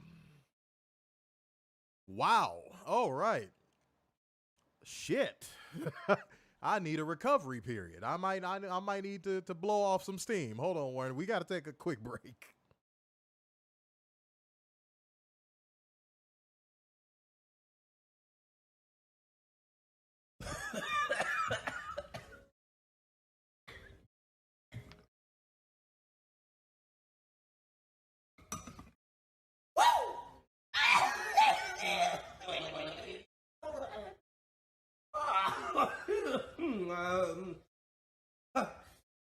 So I'm gonna cook breakfast for you. Yeah, y'all, we need a quick little recovery period. Sorry about that. Huh? Maria said Dominic always comes to the ring with Rhea. False. Not always. False. Mr. Mayhem said SK Wrestling posted that Instagram post 2 days ago. It was a tweet where you said, "We've seen this picture before circulating here on X, and we wonder why." Okay. You said on Twitter, right? No. SK Wrestling on Instagram. On Instagram. Let me see. Covered up our Twitter post or X, whatever you want to call it. Let me see. Hold on. We gonna look into this. Hold on. Give me a goddamn second. Hold on. Gotcha, bitch. We finna see. I want to see this live and live in color right now, man. We live, man. We are live. So we might as well go ahead and do this the right way. Addiction Cat Scare said, "How is the Judgment Day still a thing? It ran its course like the Bloodline and the New Day." Well, the New Day. Well, don't get me started on that. They're the dying Energizer Bunny. It just keeps going and going and going and going. Wait, so that's some hater shit, and I'm gonna tell you why. Because I'm seeing them do this with a lot of other popular content creators. They're covering up their shit. That's that hater shit I was talking about at the beginning of the stream.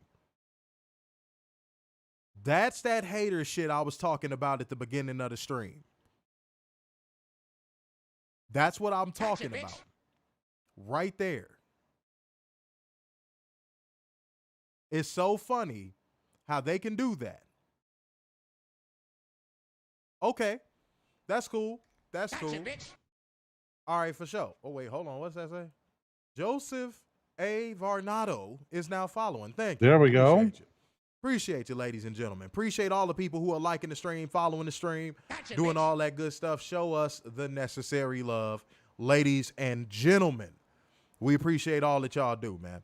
said that boy was on major drugs. Hey, well, you know what I'm saying. It is what it is. It is what it is. So how was Judgment Day? Wait, you read that one already. My fault. Yeah. Okay, for sure. Let's keep it rolling, man. Let's keep it rolling. Here we go. Becky Lynch comes out there. It's already bad. This girl looked like she had Seth Rollins sew up a Thriller outfit. I said, bitch, you already scary. You don't need to wear a Thriller outfit. No, just don't wear makeup. You understand? What the fuck you wearing a Thriller outfit for? You already look like the fucking zombies after they fucking popped up on Mike in the video. I didn't know it was Halloween all over again. God damn. Jesus Christ, Becky. We get it. We get it. We get it. Yeah, Mr. Mayhem, you just said exactly what I was thinking. And I know in her mind, she thinks she's so cool. No, you're not. You're corny, you're lame, you're talentless, and you are a mom. You need to sit your ass down. Mm-hmm. Let's keep it a buck. Let's keep going, though. And it's sad that you are jealous of what your husband wears. Hey, man. And Werner's not lying, by the way. There's No, actually I'm a not. video like circulating where she was backstage at an event and Seth Rollins walked up to her wearing some extravagant bussy shit, and Becky was like, I'm so jealous. I'm so jealous. You know that deep ass voice she got. Mm-hmm. I'm so jealous. We're gonna have sex later. We're gonna make baby.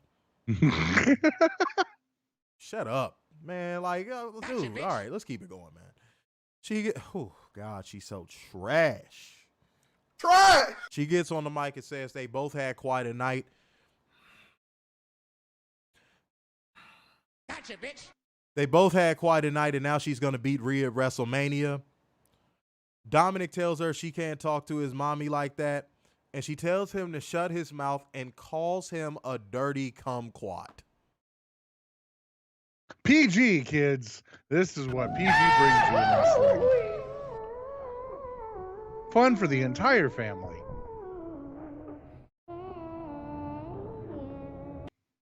Bitch, you look like an albino Tootsie Roll calling somebody a kumquat.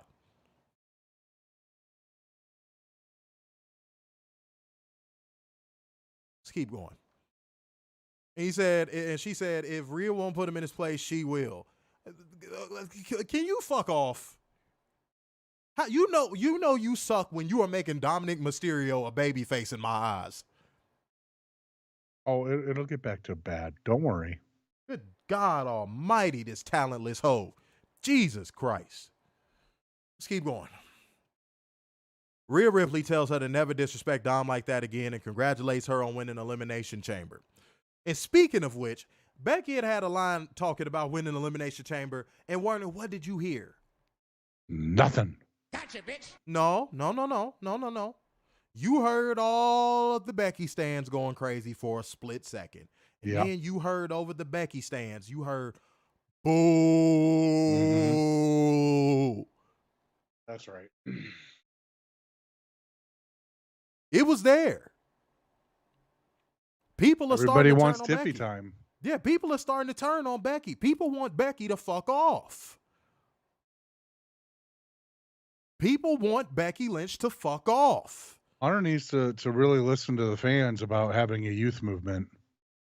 Because I just saw Ivy Niles 32. Dude, because the biggest excuse of why there wasn't a youth movement in the women's division was, oh, none of the women are ready. We need to take our time with them and develop them. Yeah, because they keep getting fucking ACL tears. But now Elimination Chamber blew that shit completely out the water.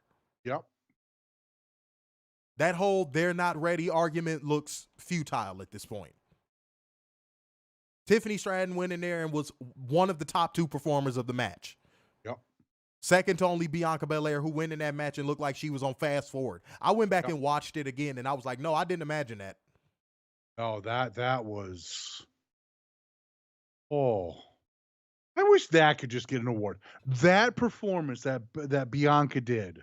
Mm-hmm. Let's give like the Bianca Fast Forward Award to Bianca. Because that was insane.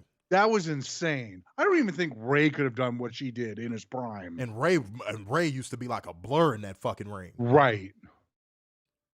I mean, she went out there, worked on fast forward, didn't botch, didn't slip up, didn't nothing. I went back and watched it. I watched Bianca Belair go in that Elimination Chamber match and work 3 perfect sequences with no fuck-ups. No fuck-ups. I watched Tiffany Stratton. Hold on, wait. I watched Tiffany Stratton come in that match and do 2 straight sequences. No fuck-ups. Yeah. But that power bomb. In the cell. No one has ever seen anybody do what Bianca did with that power bomb. Ever. And again, I say to the middle-aged white men that always hate on her, go fuck yourself. Because she set all of y'all up. That's why she gets pushed the way she gets pushed. I don't understand why she gets pushed the way she gets pushed. Worry about that Mac hat you've been wearing on your head like Dale Gribble since 1998. Worry about your wife fucking a black dude in your house when you leave for work. Stop worrying about what Bianca Belair do. This man said Bianca and Tiffany did amazing in that match. Addiction Cascar said, didn't Tiffany Stratton get the biggest pop of the night at Elimination Chamber? Bigger than Rhea, I'd argue. Yeah. I'd argue, yeah. Yeah. Straight up. No, they axed it because they don't want Jade Cargill to come in there and outshine Becky Boring. Yep. They said it's worse enough we're going to have 2 girls in there that's going to outshine her. We can't have 3. Or can't have 2 black women in the same match. No, God fucking forbid. Yeah. Let's keep it a buck. But if y'all rocking out, man, give us a thumbs up right now. Give us a thumbs up right the fuck now. Okay? Let's do that shit, man. Come on. All right, let's keep going. But Rhea says never disrespect Dom like that again and congratulates her on winning Chamber. Says it's about time she actually won something instead of just talking trash. She said, you see what they doing, y'all? Mm-hmm. Hold on. You see what they doing? They trying to do that thing like they did when she was the man. They trying to make her the underdog. Shit, they trying to make her seem like an underdog. Because we all know what's coming. You see what they doing? We all know it's coming. They used this booking tactic with Cena. Cena would always win matches, but some way, somehow, in every feud he was in, he was the underdog. Yep. You see what they doing? They lining y'all up.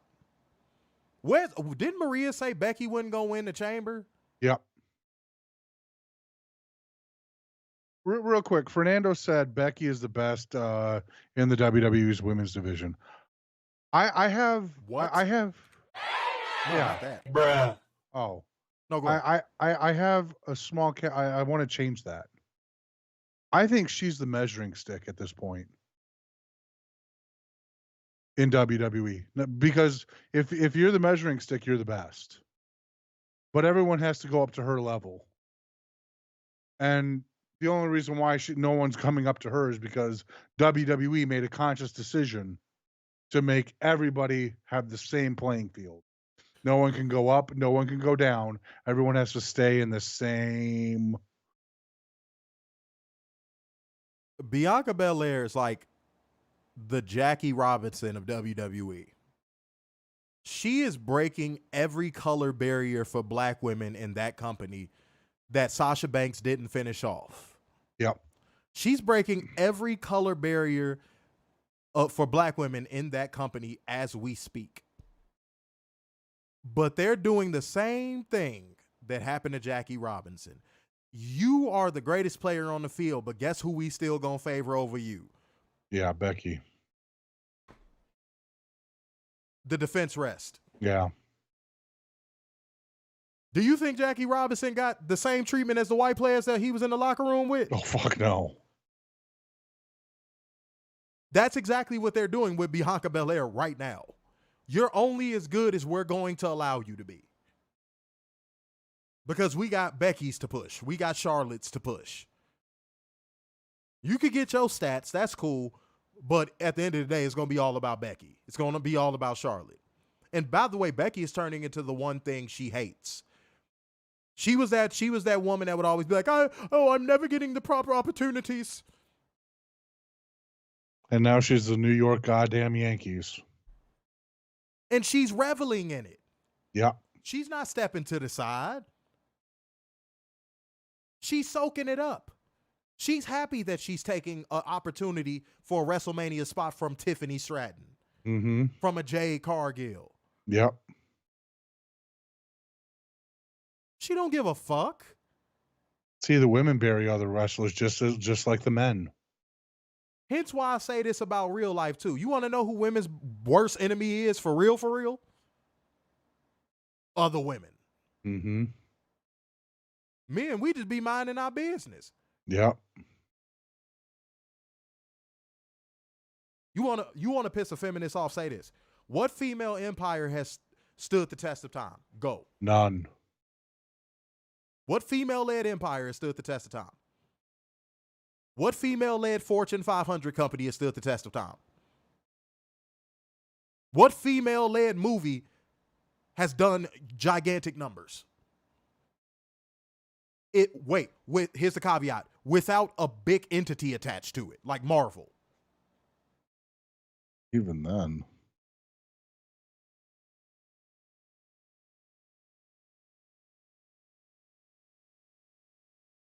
So I don't want to hear that bullshit about, oh, men are the problem, we're the patriarchy, we're this, that, and that. I ain't trying to hear all of that shit. I ain't trying to hear none of that. Because when it comes time for women to support other women, what do y'all do? Claws come out. Barbie.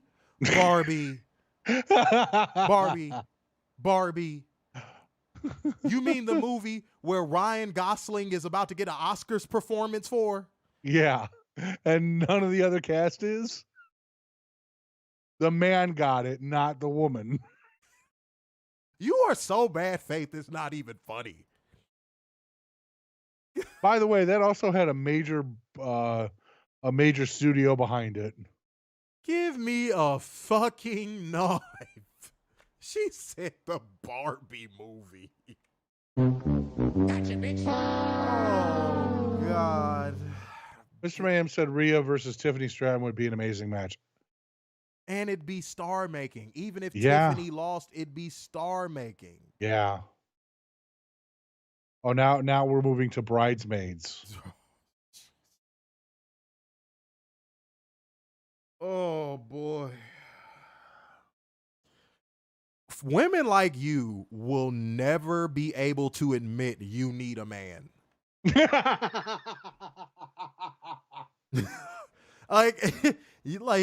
You will never, in your life, you could be dying on the ground. And if a male EMT walks up to you, you'd rather die. You will never admit, you're just one of those women, I've resigned to the fact you will never admit you need a man. You won't. Oh, boy. Boy. That was extremely bad faith. But like gang, comment gang, share gang, donation gang, drop those emojis as well. Drop the laughing emojis. This bitch says salt. Bruh. Oh my God.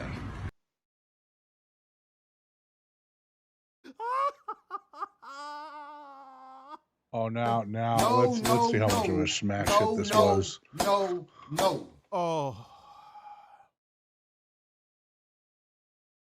Oh God. Werner, was it an all-female cast? I'm looking this up right now. Oh my God. Jesus tap dancing Christ. Oh man, yo. Angelina Jolie, Liv Schreiber, Andre Brower, rest in peace. Rest in peace. Okay. Oh man. This guy's done so much, but I'm gonna butcher his name, and I really like what he does. Bro. Shai Watelli.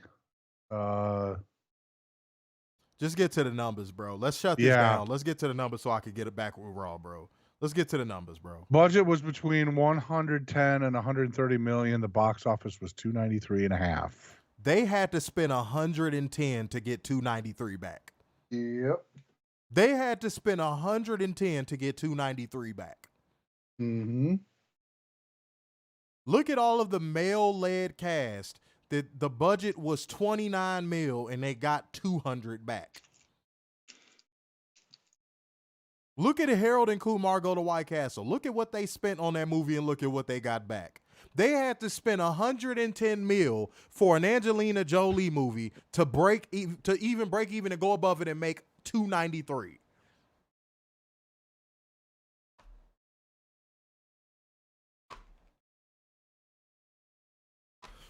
I'm sure 100 of that 110 was damn marketing budget because don't nobody want to go see no fucking Salt. How about Super Troopers?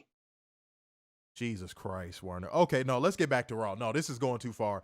We should never let a bad faith take us this far. Yeah, that's true. We should never let a bad faith take us this far. Okay. Ooh. Maria said sex, and that's TV. No one cares about TV. But Rhea Ripley, because Becky Lynch called herself the backbone of the division. And she said, well, men always think they're the backbone of everything, but behind every great man is a greater woman. But she's not behind Becky because mommy is always on top. Ethered Becky Lynch on that fucking mic. Yep. The fact that Becky Lynch called herself the backbone of the women's division tells you how shit that women's division is. But Nia Jax arrives and attacks Becky Lynch randomly. Because, again, they're trying to make Becky Lynch seem like a fucking underdog. She laid her out and postured at Rhea before dropping the leg on Becky, dragging her into the corner, going up top for the bonsai drop. But, oh no, we can only make Becky look so weak. They let Rhea Ripley get hit with that bonsai drop like 3 times. But they couldn't let Nia hit it on Becky. Oh, no. We can have her look a little weak, but we can't have her look all that weak. No. No, that's too far. But yeah, they all come out there and Nia Jax backs down and Sami Zayn makes his entrance as a liberal bitch and we go to break. Back for commercial, we get The Rock hyping up his next couple appearances on Twitter. And Jackie Redmond interviews Nia Jax backstage. She says Becky won Elimination Chamber, but she's the one who should be going to WrestleMania and she's going to visit 10 times what she intends to give Becky to Liv Morgan tonight. Okay. Watch me. Sami Zayn wins by pinfall with a Haluva kick over Shinsuke Nakamura in a match that is not nearly as good as the first match they ever had. And Shinsuke Nakamura is officially now a jobber and he needs to leave that promotion as soon as possible. And Sami Zayn still is Sami Zayn. That man exudes more beta male energy than a fucking scent emitter sends out good smells. This motherfucker is not believable. His moveset has been butchered. He needs to shave off that stupid fucking hair and that stupid fucking beard. Yeah. They need to hit the reset button on Sami Zayn. Sami Zayn was his most over when they just allowed him to be a white meat baby face with a flashy moveset. Sami Zayn needs a reset. Mm-hmm. Shinsuke Nakamura needs to leave. Yep. Thoughts on this match? Waste of time. Like where is this going to go? This is not a WrestleMania feud at all. At all. And this match, again, formula. Once you've seen them all, these two wrestle once, you've seen them all. That's And the sad part.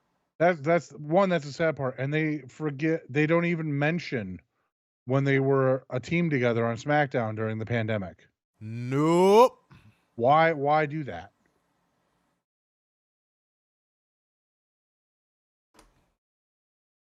Because this company's clueless. Facts. Go get Stacey Dash. This company's clueless. Catherine said Sammy gives me female vibes. Because he's a bitch. Mm-hmm. He seems like that person. He seems like that type of person to have somebody kicked out from a movie theater. Yeah. Don't he give you them vibes? Like you whisper to your partner one little thing and he's like, I'm trying to watch a fucking movie here.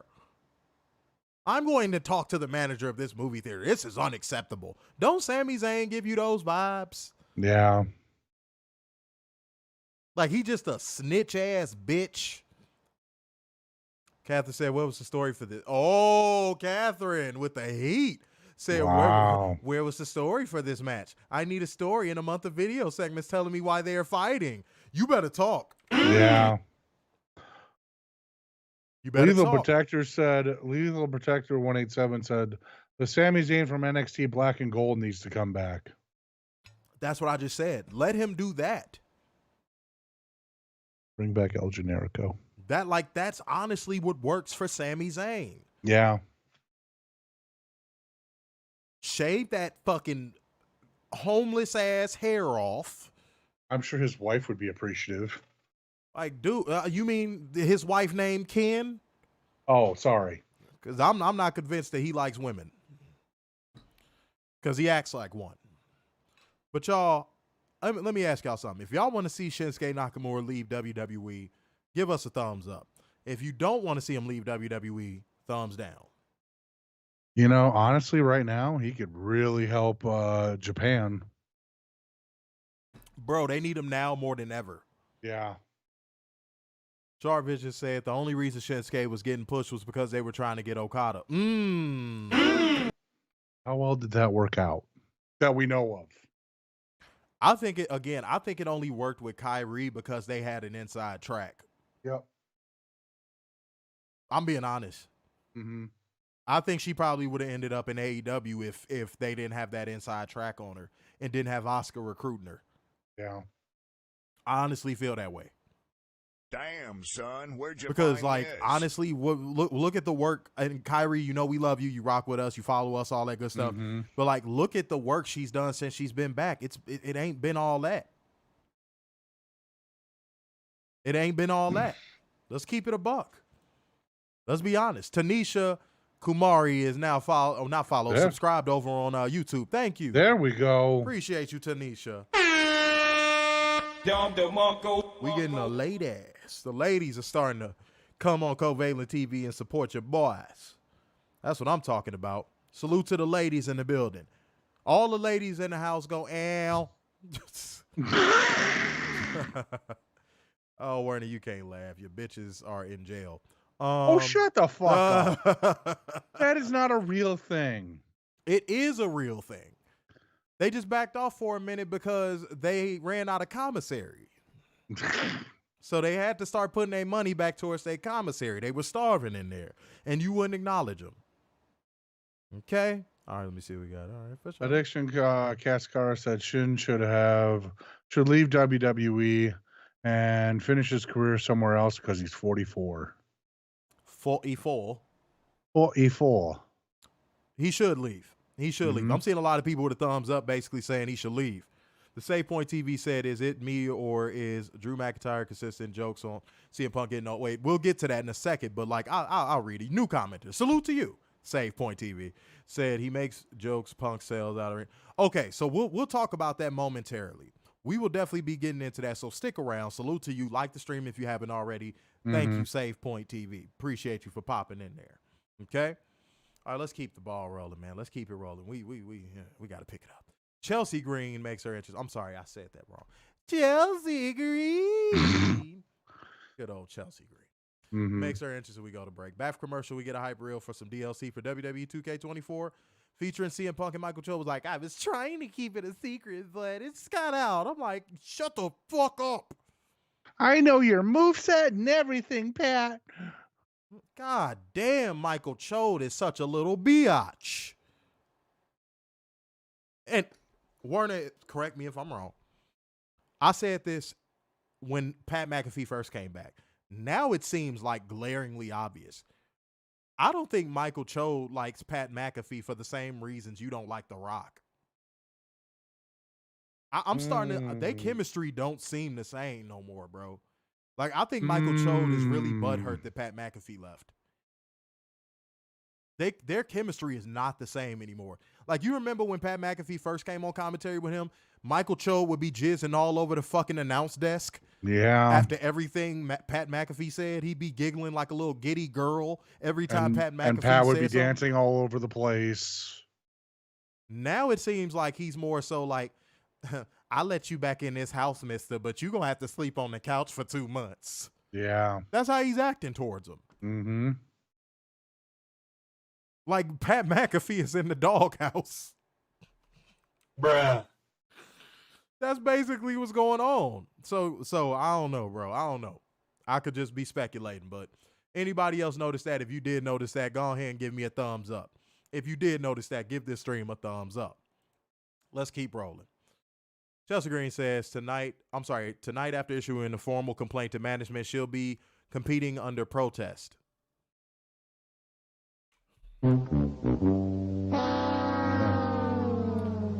She said last week she should have won the Last Chance Battle Royal and gone on to become the most illustrious winner in Elimination Chamber history had Adam Pearce not added Raquel Rodriguez as a secret last entrant.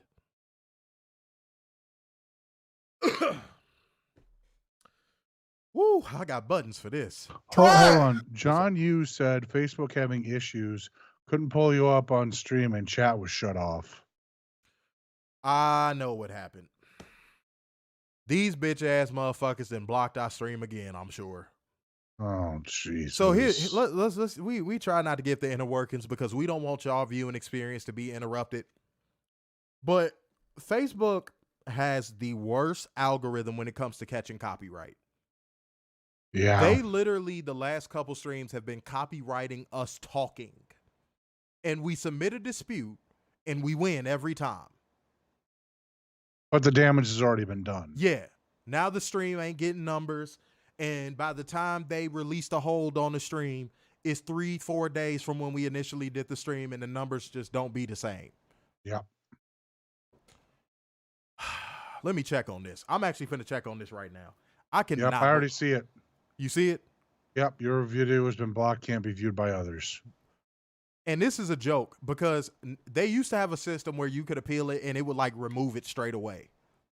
Now, you submit an appeal, boy, they take 3, 4, 5 days to finally get to that shit and release that hold from your video. Yeah. This is a joke. We might have to start doing YouTube and Twitter exclusively real soon. And Well, we could add Twitch. And I would always tell Werner, hold on, I would always tell Werner this. I would always say, hey, bro, if that was indeed true and we were violating some copyright, YouTube would hit us first. Yeah. YouTube is real quick about that shit. That's a joke. SavePoint TV said watching on X. Are you guys on Twitch? We can stream to Twitch. Didn't do it tonight, but we are on Twitch as well at the Covalent TV. We are on Twitch as well. We gonna stream live on there real soon too. We want to get that popping too. So be on the lookout. Matter of fact, next stream we might go ahead and do that. The go home show for Revolution. Yeah, and until Facebook get their shit together, we gonna have to figure something out. Yeah, because they algorithm is broken. Okay, their detection systems, their algorithm, all that shit is broken. Said awesome. I'll make sure to follow. And if you're not following us on Twitter, make sure to follow us, subscribe on YouTube, all that. Hope you enjoying the show, man. Hope you are enjoying the show. Appreciate you. Let's keep it rolling. All right, Chelsea Green claims that it's a fraudulent decision and that she's the star, and Raquel flew all the way to Perth to lose, much like insert local sports team here, the San Jose Sharks. Now, I'm going to tell you the only reason why those WWE drones booed. Because it had San Jose in it. WWE fans do not watch real sports. No. They booed because they heard San Jose. And they saw the San Jose Sharks branding all over the arena. It was like, wait a minute, she's talking about something we just saw. Boo! Yeah. Wait, I think they're in our town. Right. They're not booing because they know who the Sharks are. WWE fans don't watch real sports. It was like some statistics that were released like a long time ago that basically prove this. WWE fans don't watch anything or consume anything but WWE. Yeah. This was a long time ago, though. This was like way before AEW existed. Yeah. But yeah, it was a report that came out that like WWE fans don't watch other shit. They don't. Like, this report came out when the WWE Network was still around. God. If I can find it, I will post it on the page. But yeah, somebody did the research to basically show that WWE fans are WWE only. That's all they consume. That's all they eat, sleep, breathe, and shit. But Raquel Rodriguez obviously defeated fucking Chelsea Green with the Tejana bomb. And I'm going to tell you something right now. Y'all motherfuckers need to take my word for everything that I say on these streams, because I kept it a buck and I said Chelsea Green made the cardinal sin of getting over on her own. Mm-hmm. She made the cardinal sin for getting... See, Samantha Irvin already got her reprimand. They made her stop saying Chelsea Green for like a month. That was her reprimand. Chelsea Green's reprimand is, oh, you thought we liked you? Eat these pins, shorty. Eat these pins, shorty. Damn, son, where'd you find this? You dig? They said, shorty, we got some pins we'd like to introduce you to. Welcome to the local bowling alley. Mm-hmm. They putting Chelsea Green in her place. So if you are a fan of Chelsea Green, you need to become a fan of Chelsea Red or somebody else. Because Chelsea Green is done. Facts. They trying to kill any and all momentum that girl got left. John Yu said, damn commercials longer than the women's matches. Facts. The Save Point is on YouTube now, showing love. Said Chelsea Green is annoying, and her husband is even more annoying. Same level as Ryback. Ooh. Okay. Flashback story with Covalent Oh, TV. I remember that. So Matt Cardona is one of those people that now I'm kind of on that, like, he's on that 50-50 shit list. Every man has a 50-50 shit list. If you don't know what that means, that's like that one person that when they come around you, you kind of like, motherfucker, you say one wrong thing. You say one wrong thing. You either going to be my best friend or you going to be my worst enemy. He is on like that 50-50 shit list. He really ain't said nothing to us since this story I'm about to tell y'all. So we had posted, what? Oh, God, what was the fucking status? God damn it. It was something along the lines of like, you know, just talking about asking people about like what pro wrestler do you feel is massively overrated or something along those lines. I can't remember for the life of me. I think it was the overrated. Yes. Oh my God. And within, I want to say what, 15, 20 minutes, Matt Cardona, I get a DM from this dickhead talking about some, you guys are what's wrong with wrestling today. You guys are cancer, blah, blah, blah. I was like, whoa, what the fuck? Yeah, calm the fuck down, you little whiny bitch. So I was like, guys, I talked to him like I would talk to a woman. I did. I was like, how so? I was like, how so?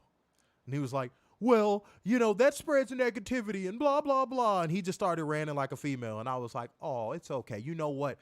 Just to make you happy, I'll take it down. It's okay. Don't worry about it. It's okay. It's all right.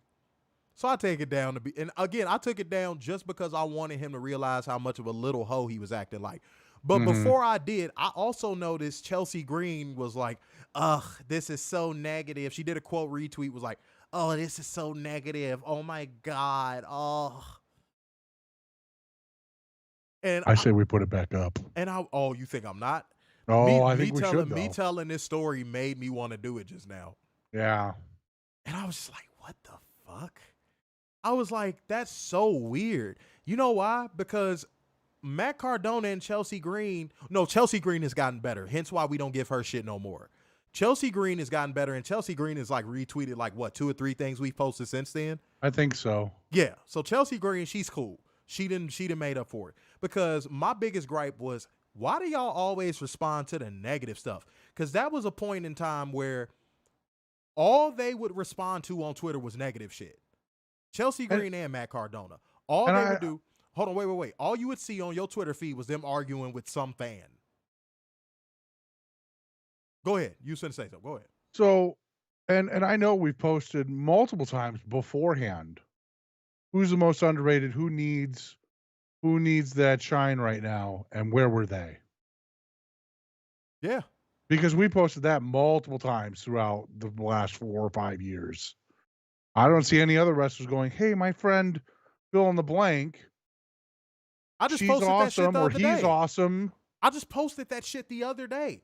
Yeah, where's Cardona and Chelsea? The shit got like 24 comments. I'm like, oh, when it's something positive, y'all ain't nowhere to be found. Mm-hmm. So yeah, that I remember when they was just that was like they had like a 3-month run on Twitter where every time you logged into Twitter, they were arguing with some fucking body. Chelsea Green got better at acknowledging her positive fans. Matt Cardona just kind of stays out the way these days because I think he realized I'm only responding to negative shit and I look kind of stupid. Now he only seems to be able to respond to Steph DeLander on Twitter. And they tag with each other. That's the only person you ever see him retweeting and responding to these days. And then after that little 3-month run where you always saw them arguing, then Matt Cardona turned into a fucking Karen, and he was always complaining about what promoters do and blah, blah, blah. It's like, okay, if you know the promoter is janky, don't go work for his promotion again. You ain't got to put him on blast. Because back when I was wrestling, that's what I would do. If I saw a promoter was janky, guess what? I'm just not going to come to your promotion again. I'm not going to put you on blast for what? Unless you do some fuck shit. Unless I see you creating a culture that is a toxic environment for all parties. Then in which case, yeah, I'm going to put your ass on blast. But motherfucker complaining about water. Yeah, that was a bitch move. Come on, bro. Come on, bro. You knew the promoter was janky when you was emailing them. Cut it out. Cut it out. Cut it out. But you wanted that bag. Chad Bass said Chelsea Green needs to go back to TNA Impact Wrestling or go to AEW. I honestly think she'd be a shot in the arm for TNA right now. Yeah, the TNA needs help. They need her. They desperately need her, and they need someone who cares about women's wrestling because 2 minutes of female wrestling this past week, yikes.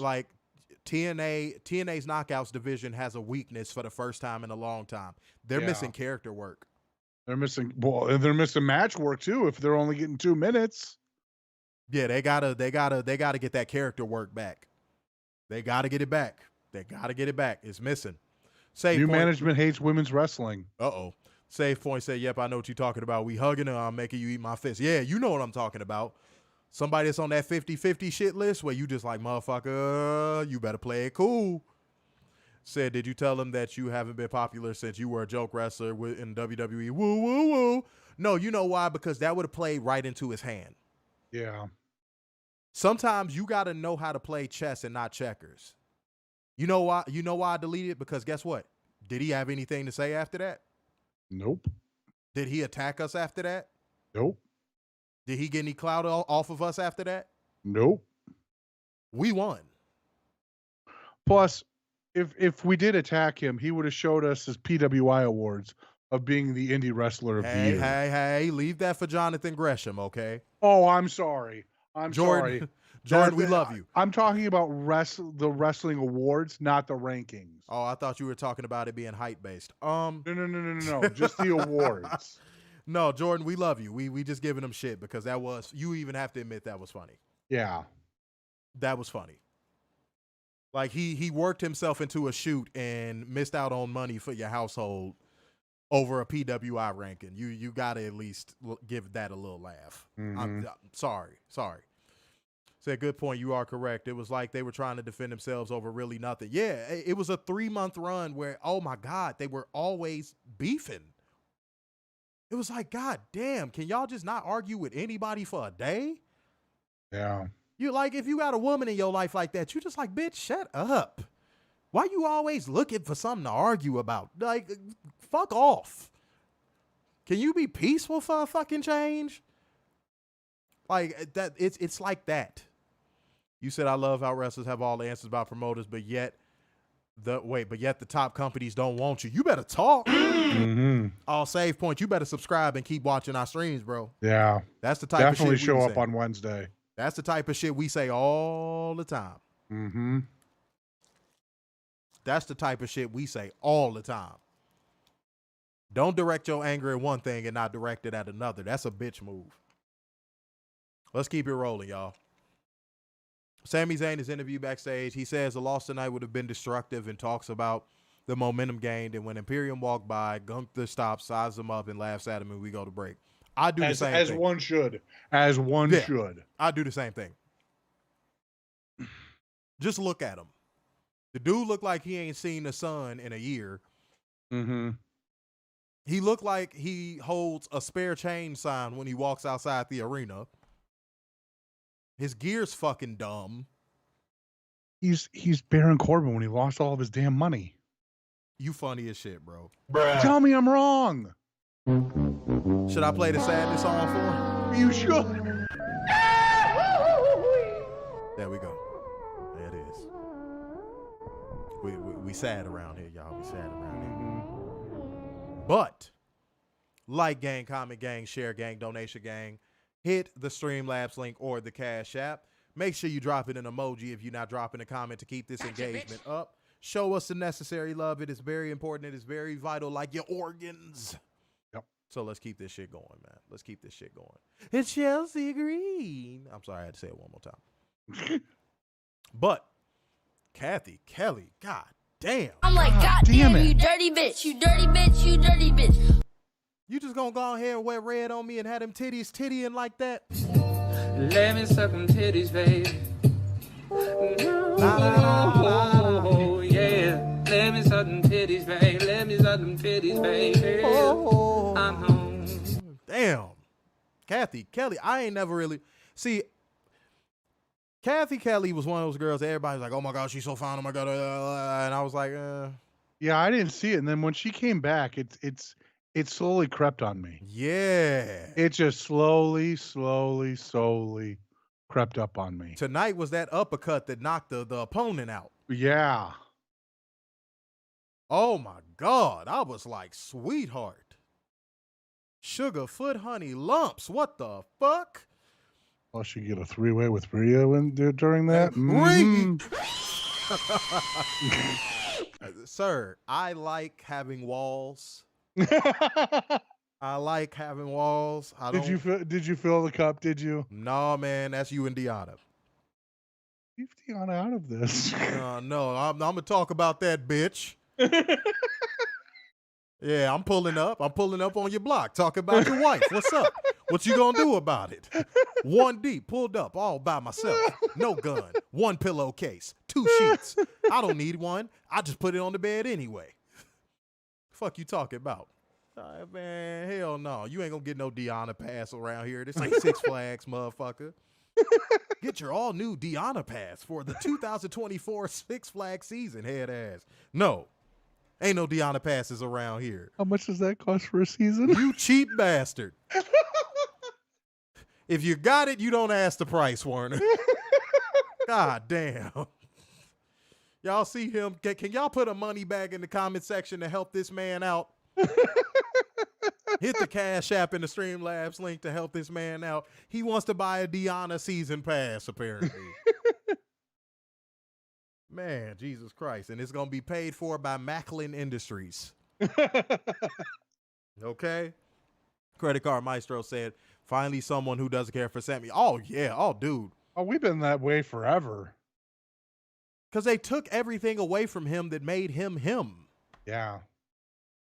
And now he's just like this homeless-looking, whiny crybaby liberal. He's the California person. He's the new California surfer. Somebody just get this man his Deanna pass. Here you go. Now he about to start ranting. He's gonna live. He loves living in San Francisco with all the fecal matter on the ground and the tents and the syringes all over the place. Now the fecal matter in San Francisco, that's from something completely different. I'm not gonna say what. Oh my God. I'm so fucked up tonight. Please don't come after me. You know what? Addiction Cat Scara asked a very, very valuable question. Does the season pass include backstage access? Look at this bitch. Did you see that man purse his lips in excitement? Look at this bitch. Look at this motherfucker here, man. His ass said. He got so excited. That man said, Jello pudding pops. Is that a separate endorsement? I mean, I'm just curious. You know, inquiring minds want to know. Talk about with backstage access.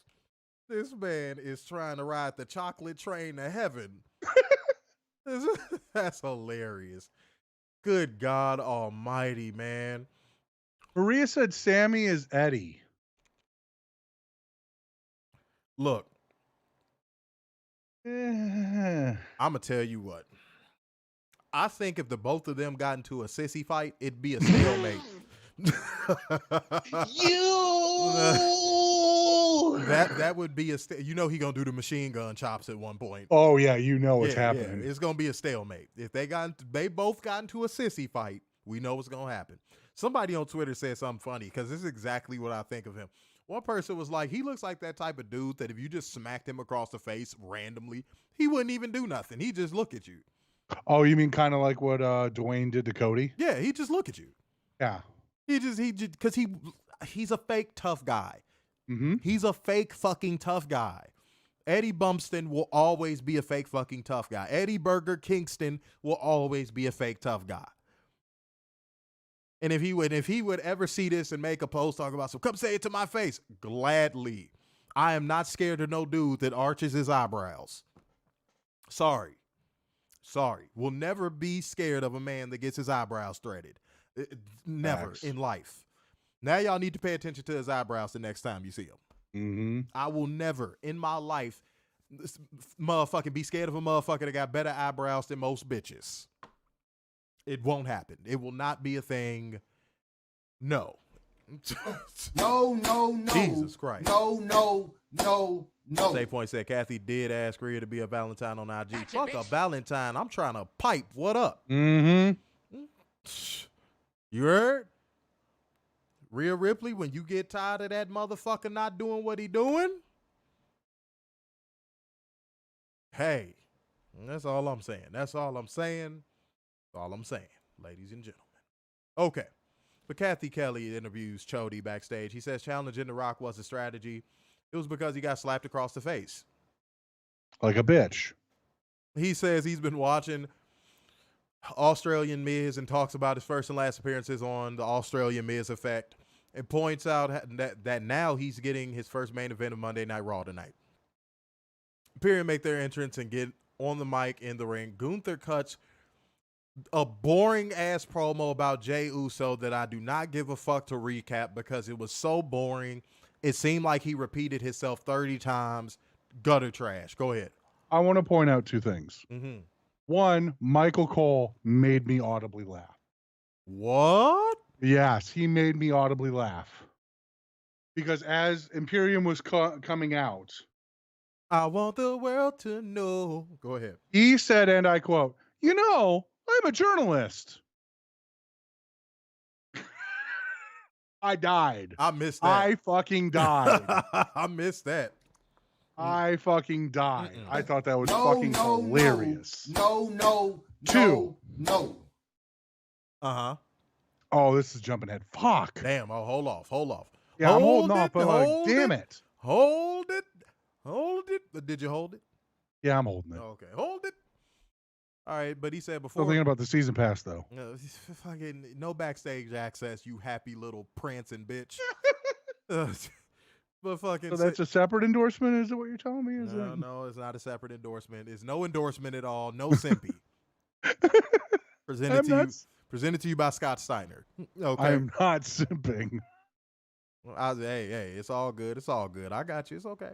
But he said before his boys outclass a New Day later on, he needs to address his future. Over 600 days, he's worked to make this title the most prestigious in the company. He's beaten everyone, and who is left for him to fight at WrestleMania?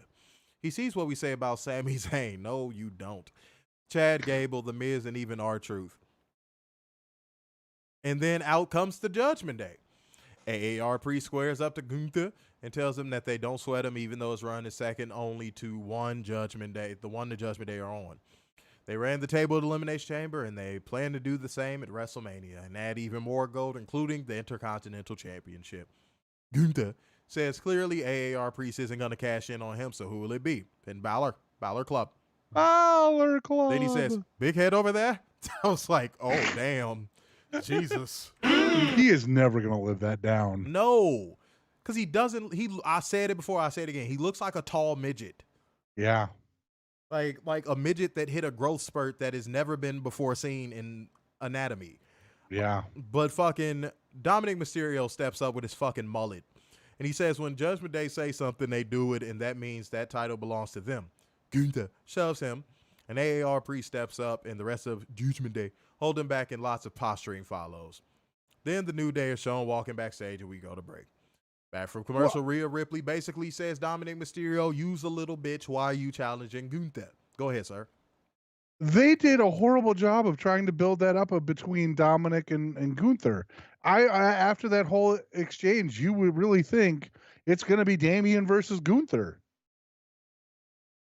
And then Damian cashes in and becomes holds all the fucking belts since he's still a tag team champion. Bro, this company doesn't know what they're fucking doing, dude. No, they don't. They don't know what they're doing. They just winging it. They just winging it. I've said that for the past 2 weeks. They're winging it. They don't know what they're doing. Because our booking savior's here, Mr. Booker of the Year. Yera.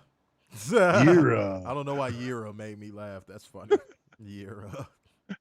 That's right. Triple H really does talk like that. Okay. Yes, he does. And he tries to act like he doesn't, but he does. Wait, the save point said, going back to Chelsea is trying. It's hard to cut a promo when Smiley McDuffles, Raquel is just smiles. This only proves I care less about Gunther and IC title. His matches are boring. Thank you. For the love of God.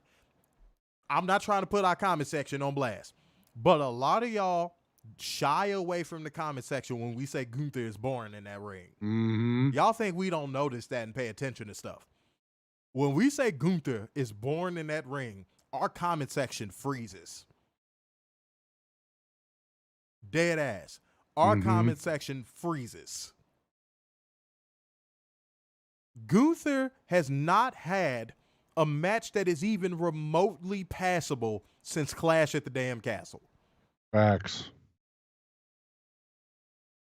It is only so many times I can see chop, chop, chop. This ain't Parappa the damn rapper. It's only so many times I can see chop, chop, chop, chop, chop, and powerbomb. You need to bring that game back. Oh, man, dude, a PS5 version of Parappa the Rapper would be the shit. Or even PS6 if that's ever a thing. Worry about your Deanna fucking backstage pass. I man. just, you know, you going I just want to know if it's a separate endorsement. Speculation corner. It's not even close to being out yet, Werner. Go to him. Talk about what about the PS6? It's like that kid in grade school that used to be like, well, I got a PS55. Fernando said he's ripping off Bobby Heenan. And he called himself a journalist on commentary. I don't even think Michael Cole understands who Bobby Heenan is. I really don't. No. I have a hard time believing that Michael Cole knows anything about wrestling pre him showing up to WWE and being the Frosted Tips nerd kid who got bullied. Michael Chode is not even known for being in the proximity of announcing talent. Yeah. Like when you think about some of the best commentators over the years, nobody's going to drop Michael Chode in there 20 years from now except for drones. Let's keep it a buck. But drop a mic emoji for us one time, y'all. Drop a mic emoji. No, you know what it's going to do? What's up? It's going to go from JR and then whoever Don West and Mike Tenay on TNA and then Excalibur. Because no one's going to recognize WWE commentary in 20 years. Yeah, this is the last, I would say 15. The last 15 years has been the dark ages of WWE commentary. Yeah. It has. Even with them trying with Mauro Ranallo and others. Unpopular opinion, yet again. Mauro Ranallo was overrated. I'm not saying he's bad. I'm not even saying he's I think he was good even. But the way the WWE drones made him seem, you would have thought this dude was the greatest announcer of all time. Mm-hmm. I like his boxing calls better than I like his WWE calls. Yeah, same. I'm just being honest. Sorry. And then when I think he lasted as long as he did because he got a catchphrase. Yeah. With that, Tope Suicida Mamma Mia nonsense. And even that started to wear thin. Let's keep it a buck. Thank y'all for dropping them mic emojis. Let's keep it going. Addiction Cascar said, Bobby and Gorilla is the best commentary team ever. Great chemistry like on Primetime Wrestling. You know your shit. Absolutely. Bang, bang. Very second close would probably be Gorilla and Jesse. Oh, Jesse is so underrated. Jesse is so underrated. Why Jesse is not mentioned in the same breath as Bobby Heenan, I will never understand. Because he went nuts. Oh man, no, that ain't it, dude. We talk about just strictly wrestling. But no, I agree. But dude, come on. Look, motherfucker was phenomenal at that fucking desk. Yeah. He made Vince McMahon seem passable. Take a second to think about that. Dude, that's all. I'm going to leave it at that. Said you guys should call matches. Example, here's Gunther. Okay, everybody flip the channel and come back in 10 minutes when he's done. Yeah, because you know how much trouble we would get in? Do you know that's basically what his matches are, except for pay-per-views. Yeah. With pay-per-views, it's like, come back in 20 minutes and you're going to see a bloody chest and him standing there doing that stupid fucking pose. And we would get yelled at on in the headsets. What are you fucking doing? You can't tell him to turn the TV. Okay, well, if they want to see more chops than a damn karate tournament, then they can sit down and watch this damn match. Okay? But like gang, comment gang, share gang, donation gang, drop them emojis too. Hit the Streamlabs link in the Cash App. Show love. Go ahead. Fernando said, don't forget Joey Styles in ECW. Okay. I always felt like Mauro Ranallo was doing a cosplay version of Joey Styles. Yeah. That's actually what I was looking for. Salute to you. That's actually what I was looking for. He's like a cosplay Joey Styles. That's what Mauro Ranallo was. Oh my God. Yeah. That's really what he was. Again, not to say he was bad. No. It's just he never was like the commentator that WWE fans made him out to be. Right. I just didn't understand what they were getting at. I was like, this the guy y'all think is like the greatest thing since sliced bread? Like, okay. For sure. Maria wants to go to the Dark Ages and talk about Michael Hayes on commentary. Moving on, ladies and gentlemen. But Dominic Mysterio had turned around to go sort out things with Rhea. I ain't going to say it this time. And because even Rhea knows it's bullshit. And apparently the cameraman tripped over somebody's Tic Tacs. And whose Tic Tacs did he trip over? Andrade El Idolo. Uh-huh. And Werner, correct me if I'm wrong. I know he was speaking English, but what the fuck did Andrade say? This is my point. When he was in WWE, you wanted to call me a racist. No, I didn't. What are you talking about? When he was in WWE, I said Middle America's not going to understand him, and he's never going to be a champion. I said, No. I said that his wrestling ability is going to speak for itself to a certain extent. That's what I said. I know exactly what I said. And then I said with the English thing, I said he doesn't necessarily have to because, again, his presentation speaks volumes for him. But WWE is not going to present him like how Tony Khan presented him. Right. And I hope that this is that Andrade noticed that fucking tonight. Like, dude, you literally talked for 5 seconds after they've given you what, a month of vignettes? Mm-hmm. Dude, you've been there for a month now, and all they've given you is some vignettes and a backstage interaction with Dominic Mysterio. But because Andrade falls under that black and gold category, mm-hmm, we know what's finna happen. And in 2 or 3 years, when Him and Charlotte inevitably divorce. Yeah, that. But when Malachi Black's deal is up, because he was part of that black and gold, he's going to be welcomed back with open arms and thrown right into something. I'm telling you. I'm just telling you, like, Andrade is looking real stupid right now. Like, he's looking like, you came back for this, motherfucker? This what you came back for, bro? But what do y'all think, man? If y'all think Andrade is going to be on a good path, give us a thumbs up. If you think Andrade is about to waste the rest of his career, put a thumbs down. Yeah, his English is garbage. And he's had a lot of time to improve it. And he has a wife that I'm sure would help him with it. Yeah. Because I don't know what the fuck he said. I'm not even kidding. You know what's so funny? You remember how you said you audibly laughed at Michael Chode? Yeah. I audibly laughed at Pat McAfee because Pat McAfee was like, what? He was like, I don't even know what's going on. It's a lot going on. I think that was his way of saying without saying, like, I don't know what the fuck he just said. Mm-hmm. What did he say? Does anybody in the comment section know what Andrade said? Does anybody have a transcript?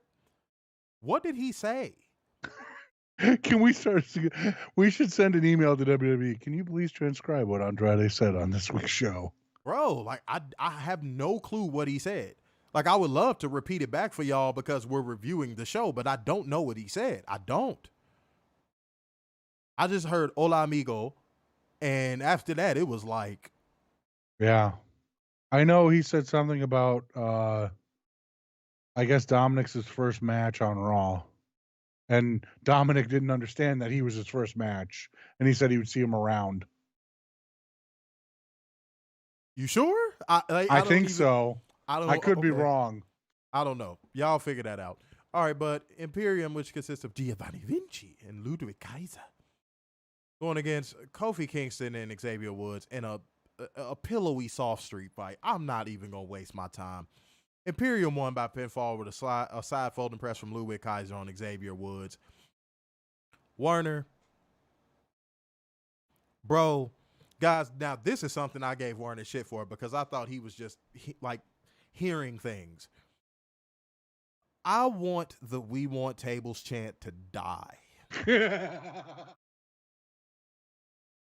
Like, now that I hear it, I want it to fucking die. Like, dude, the "We Want Tables" chant has to fucking go in every promotion. I don't want to hear it nowhere. That chant needs to die.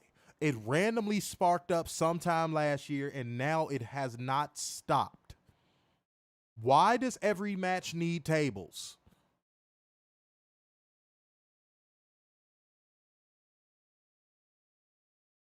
I've been saying this.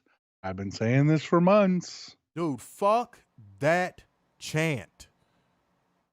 That chant can fuck off. Lord. Said something about his first opponent and going to Adam. Okay, so, okay, all right. John, you said Andrade needs subtitles no matter what language he's speaking. Facts. Said Andrade needs subtitles. I mean, if they can do It's a Great Khali in a movie. I'll why? play. Yeah. And he was speaking English. Why not? After said Andrade sounds like the teacher in Charlie Brown. Womp, womp, womp, womp, womp, Yeah. womp, womp. Fernando said he was going to find out who he was facing next week. Okay. Thank you for alerting us to that because I didn't understand a word that man said. Said because wrestling fans are ignorant. Save Point said if the "We Want Tables" chant goes, please include the "What" chant too. We've been saying that for years. Yeah, we've been saying that since like year 2 of us doing the show. That chant, please. And Stone Cold returning for that match against Kevin Owens like gave it brand new life. But let's keep going, y'all. Let's keep going. But I think there might be a replacement, but we'll get to that. We get a hype reel for Grayson Waller for whatever reason. Adam Pearce is on the phone in his office when Chad Gable knocks on the door. He basically says it's personal between him and Gunther, and that's why he wants to fight him for that belt because he made his little girl cry. Shayna Baszler and Zoe Stark make their entrance to send us to break, and Warner jizzed himself at that point. Back for commercial, we get a promo explaining why this match is happening with Shayna Baszler and Zoe Stark complaining that they were robbed and calling out the tag champs. If AEW did this, this would be killed. Let me say this again.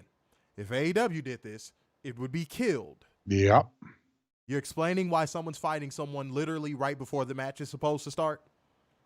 If AEW did this, they would be killed. There's still no story. AEW will give a story 2-3 weeks in advance before a match happens, and they will still say that. Yeah, they did that with Bryan Danielson and June Kimura. Oh, there you go with them foreign names I know. again. The Japanese names just escape me. Don't even do it. Don't even do it. Okay, but Candice LeRae and Indy Hartwell, they might as well be called Candy. Candice LeRae and Indy Hartwell come out there with that crappy ass theme, that shitty ass Tron. Indy Hartwell deserves so much better because she actually has potential. Candice LeBoring will never have potential. She's so boring.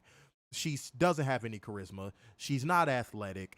The last time she even showed athleticism was in the Indies. Pack Candice LeBoring the fuck up. And they're going against Shayna Baszler and Zoe Stark. Shayna Baszler and Zoe Stark win by submission with the Kira Fuda clutch from Shayna Baszler. Unfortunately, on Indy Hartwell, you know why? Because, again, Triple H is protecting his little black and gold girl. Yeah. And Candice LeRae. And I just brought this up. And some people probably might have thought I was reaching on that shit. Now how do I look?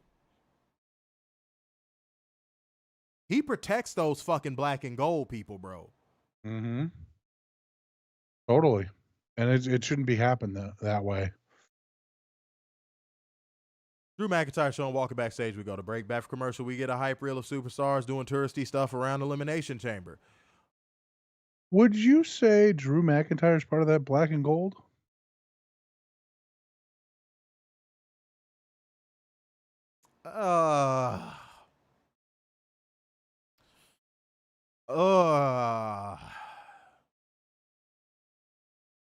Not really.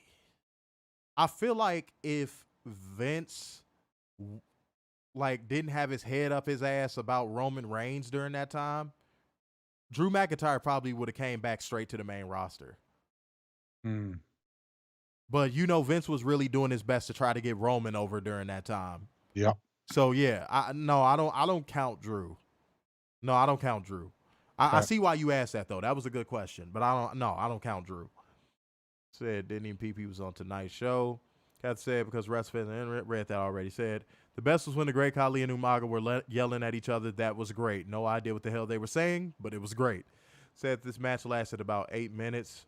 That's 7 more minutes than the women usually get. Yeah, right. Credit Card Maestro said the way the crowd rarely reacts to women's matches is hilarious. No, it's par for the course with that because fan base. To them, bathroom break. But then they'll turn around and get on Twitter and say it's the best women's division in wrestling. And then they'll go to AEW and put up signs that say book women better. Bro, I will never forget that. The hypocrisy of whoever that was holding that sign. The amount of hypocrisy that was in that man's body should have made him spontaneously combust. Yeah.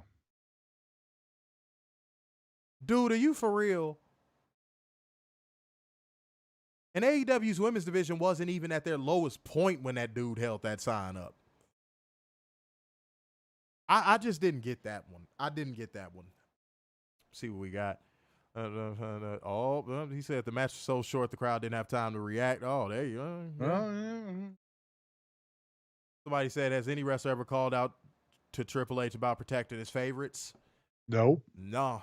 What they would lose their job. Yeah. Nah. Unless The Rock vouched for him. Yeah. But yeah, no, nobody's done it.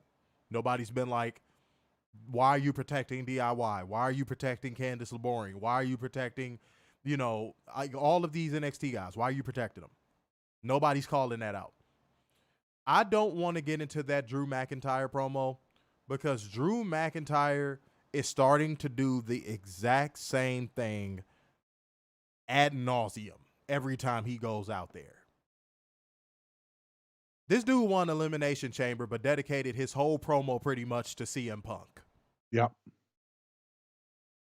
Then Seth Rollins came out there looking like he was wearing a bathrobe made by Jinko. This motherfucker was dressed like the curtains in Little Richard's house. Facts. I don't even remember what the fuck Seth said. Neither do I. So the fact that you're having forgettable and unrelated promos on the road to WrestleMania shows you how fucking in the mud the creative process WWE is. What the fuck did Seth Rollins even say? All I remember him saying was like, some risks are worth taking. It's all about taking down the bloodline. I'm like, no, dude, it's about defending your fucking belt. Yeah. This dude's trying to take your belt. Now you're devaluing your own belt. You're basically saying taking down the bloodline is more important than me winning the match against you at WrestleMania. Mm-hmm.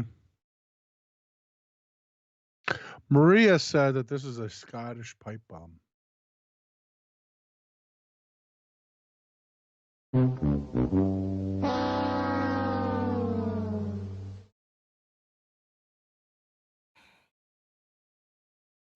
Oh my God. As I said,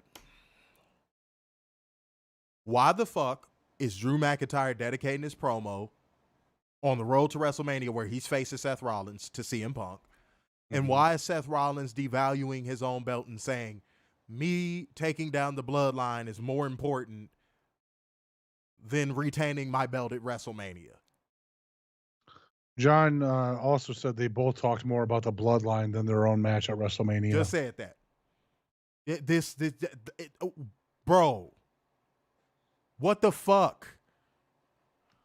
This company is creatively bankrupt. Yeah. They can't get a loan because their credit's fucked up. This company is creatively bankrupt.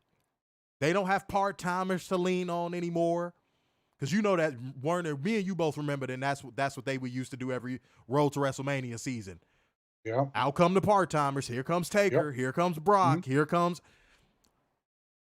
all the people that were saying, hold on, wait. All the people that were saying when the part-timers leave, what is WWE going to do? Salute to you, because y'all had y'all finger on the pulse. Mm-hmm. Bruce Blitz was one of those people. What are they going to do?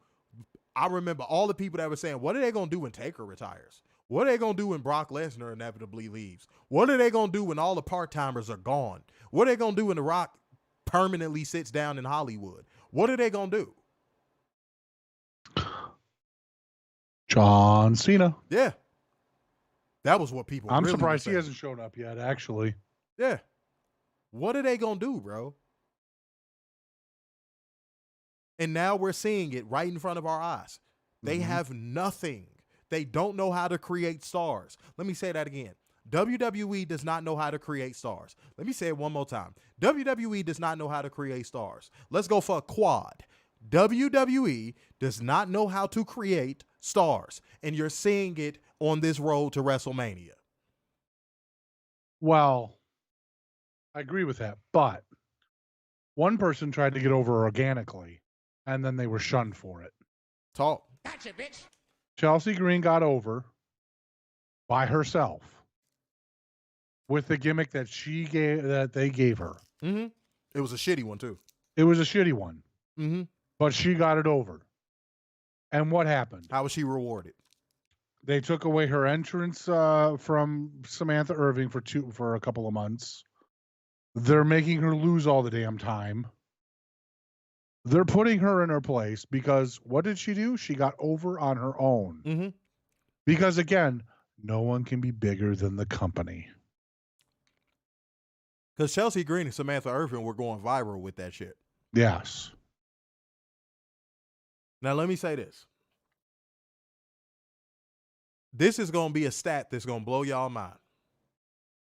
This is going to be a stat that's going to blow y'all mind.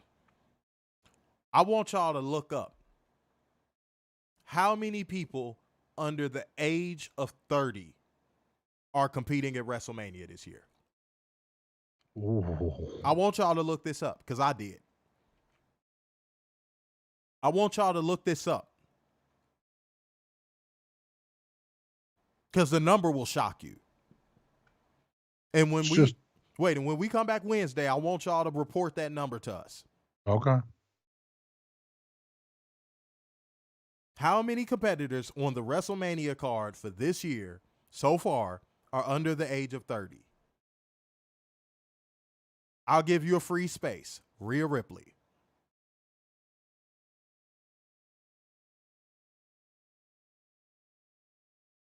And we're not including battle royals, pre-show battle royals. No, we're talking about main card stuff. I want y'all to look up how many wrestlers under 30 are competing on this WrestleMania card. And I dare a person to look me in my eyes and tell me WWE doesn't have a problem creating stars. Young ones. They have a very big problem. Like epidemic levels of problem when it comes to creating stars. And now it's starting to show itself. And like Werner just said, when they do get a star or an organic star, what do? They throw them to the fucking wolves and give them shit. Or, since Dixon Cascara brought up Tiffany Stratton, you have Becky Lynch go down to NXT to elevate her and bury the shit out of her. And there's people still fighting that one. Mm-hmm. There's people still saying she wasn't buried by Becky Lynch. There's people that still are willing to die on that hill. Oh, Maria. Maria said Julius Creed, Rex Steiner, Trick, and Carmelo are the future and will run with the football.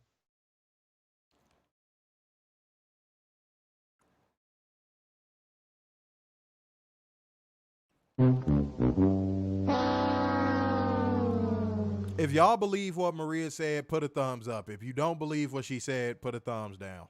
That's how we doing that. I'm not addressing it no more. Did Carmelo get a growth spurt that I don't know about? And I'm sorry, again, unpopular opinion. The motherfucker don't got no charisma, bro. No. The people that keep saying Carmelo has charisma, I'm trying to find it. Where's this charisma that people keep saying he had? Like, I don't see it. Just calling yourself him don't mean you got charisma. Like, I don't get it, dude. It's because he a black dude with Allen Iverson braids? Like, what is it? Like, because he don't got charisma, bro. And the people that are going, oh, look at that little heel thing he did with Trick Williams, and he pretended he did the Bret Hart, Shawn Michaels thing, and it was cool. And no, it wasn't. You know why? Because if you have to say this person is doing the so-and-so person thing, that means they're not original. If you have to point at somebody else and go, they're doing a version of what that person did, they're not original. They're not one of a kind.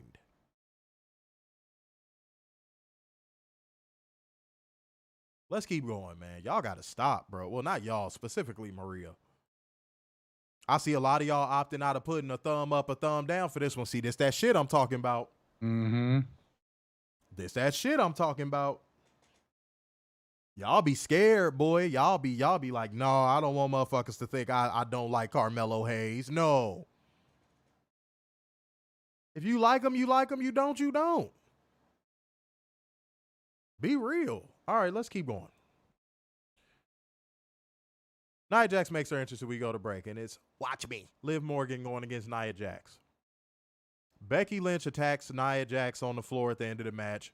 Nia Jax won by disqualification. We had to watch Becky Lynch get the upper hand on Nia Jax as if Becky Lynch can actually beat Nia Jax's ass. Yeah. Try. That's all you need to know. That's all you need to know.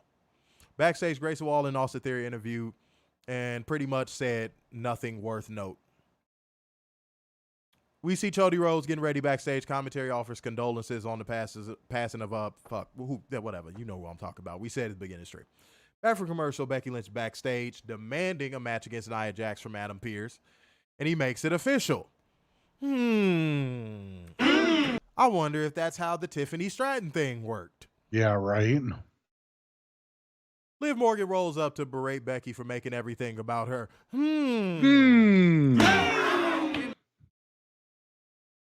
Ain't that something? Ain't that something? You couldn't pay me to cover that Jey Uso promo.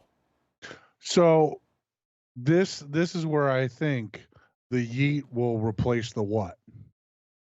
Because you heard it. You heard it in that background. Anytime he said something, everyone kept saying yeet. They didn't say what. They said yeet. They typically only do that shit with heels. But I feel you. I feel you. Dude. Anybody who enjoys Jey Uso's cokehead babble promos, go get your head checked. Get some therapy. And then after you get through getting some therapy, just go ahead, go home, lock the door, don't cut your TV on, don't pick up your phone, just sit there. Because just like the Andrade promo, I couldn't tell you a word this motherfucker said in this promo. When I'm up, yeet.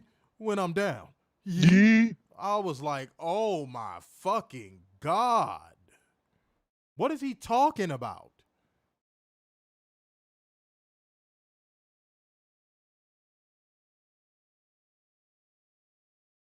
You know why Addiction Cascade, why Liv didn't slap the shit out of Becky Lynch backstage? They're only going to let Becky Lynch look so weak. They're trying to peddle her as an underdog again, and the fans aren't falling for it.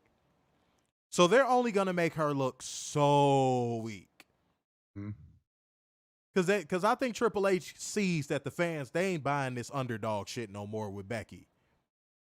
They're not buying it no more. The fans are starting to turn on her. They're not buying it.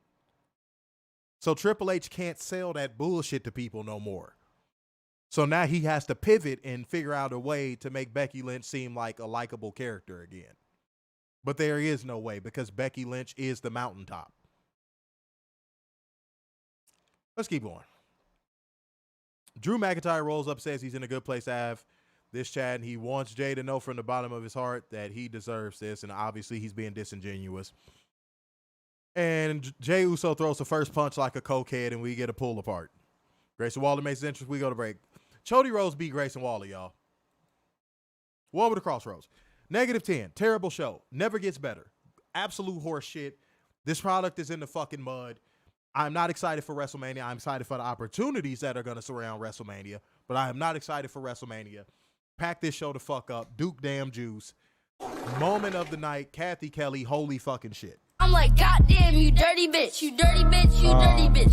-10. This show is not getting any better by any stretch of the imagination at all. I don't know anyone who would think that way besides Maria. Moment of the night. I don't know if you saw this, Daryl. What's up? But The Miz was locked in a room all night. Couldn't get out. I did see that.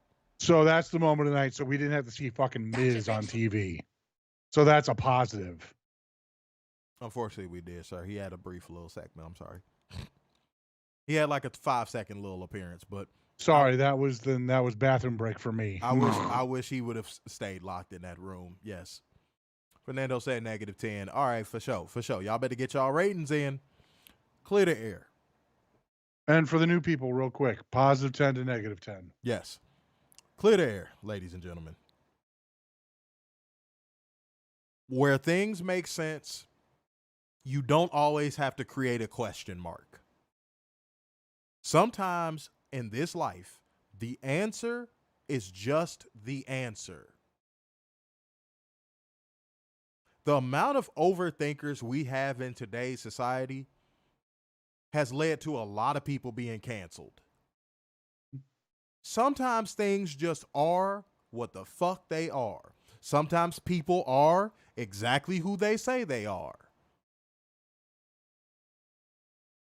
Don't be that weirdo that tries to look further into something and then you end up looking stupid because you realize there was nothing there the entire time. At some point in your life, you gonna have to take people at face fucking value. Good people and bad people. Because a bad person will show you they're a bad person. It's up to you if you believe them or not. Gotcha, bitch. So don't make everything in this world a goddamn question mark if you don't have to. When people show you who they are the first time, believe them. Simple as that. But don't just create some shit about somebody and you ain't asked them not one question. Because let's keep it a buck. We done seen our police forces do that with a lot of people. I just think you got drugs, so I'm gonna take you to jail until we find drugs. No, motherfucker. I don't have them. You can't just arrest me just because you just want to. So that's what it is, man. That's what it is. That shit is annoying the fuck out of me so much about today's society. Stop looking for problems.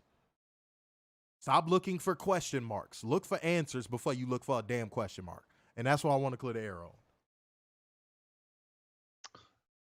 Selective hearing will get you nowhere. Boy. So don't do it. Otherwise, you might see a fire-breathing dragon on the other end. And then you can't run back. Yep. Now you. That's what I wanted to clear the air on. Yeah. Now It's short, sweet, and to the point. You burnt like a motherfucker. All right, y'all. I'm saying Maria said solid 5. Of course she did. Chad said -9 moment of the night. Rhea in that outfit. Rhea, look, she on a roll, man. Mm-hmm. Char Vision TV said -10. For sure. Okay. Well, y'all, if that is all, man, if that is what you got, we about to get up out of here. So therefore, going once, going twice, and so to the man with the brazen in his ass. So, sign off yet again to see Epitome of Black Excellence, the King of Dimes, just your boy, Mr. Starks, and the big and football wide, the Messiah of semi-cute sixes, and the internal pessimist, Big Dub. Peace out, y'all. See you Wednesday.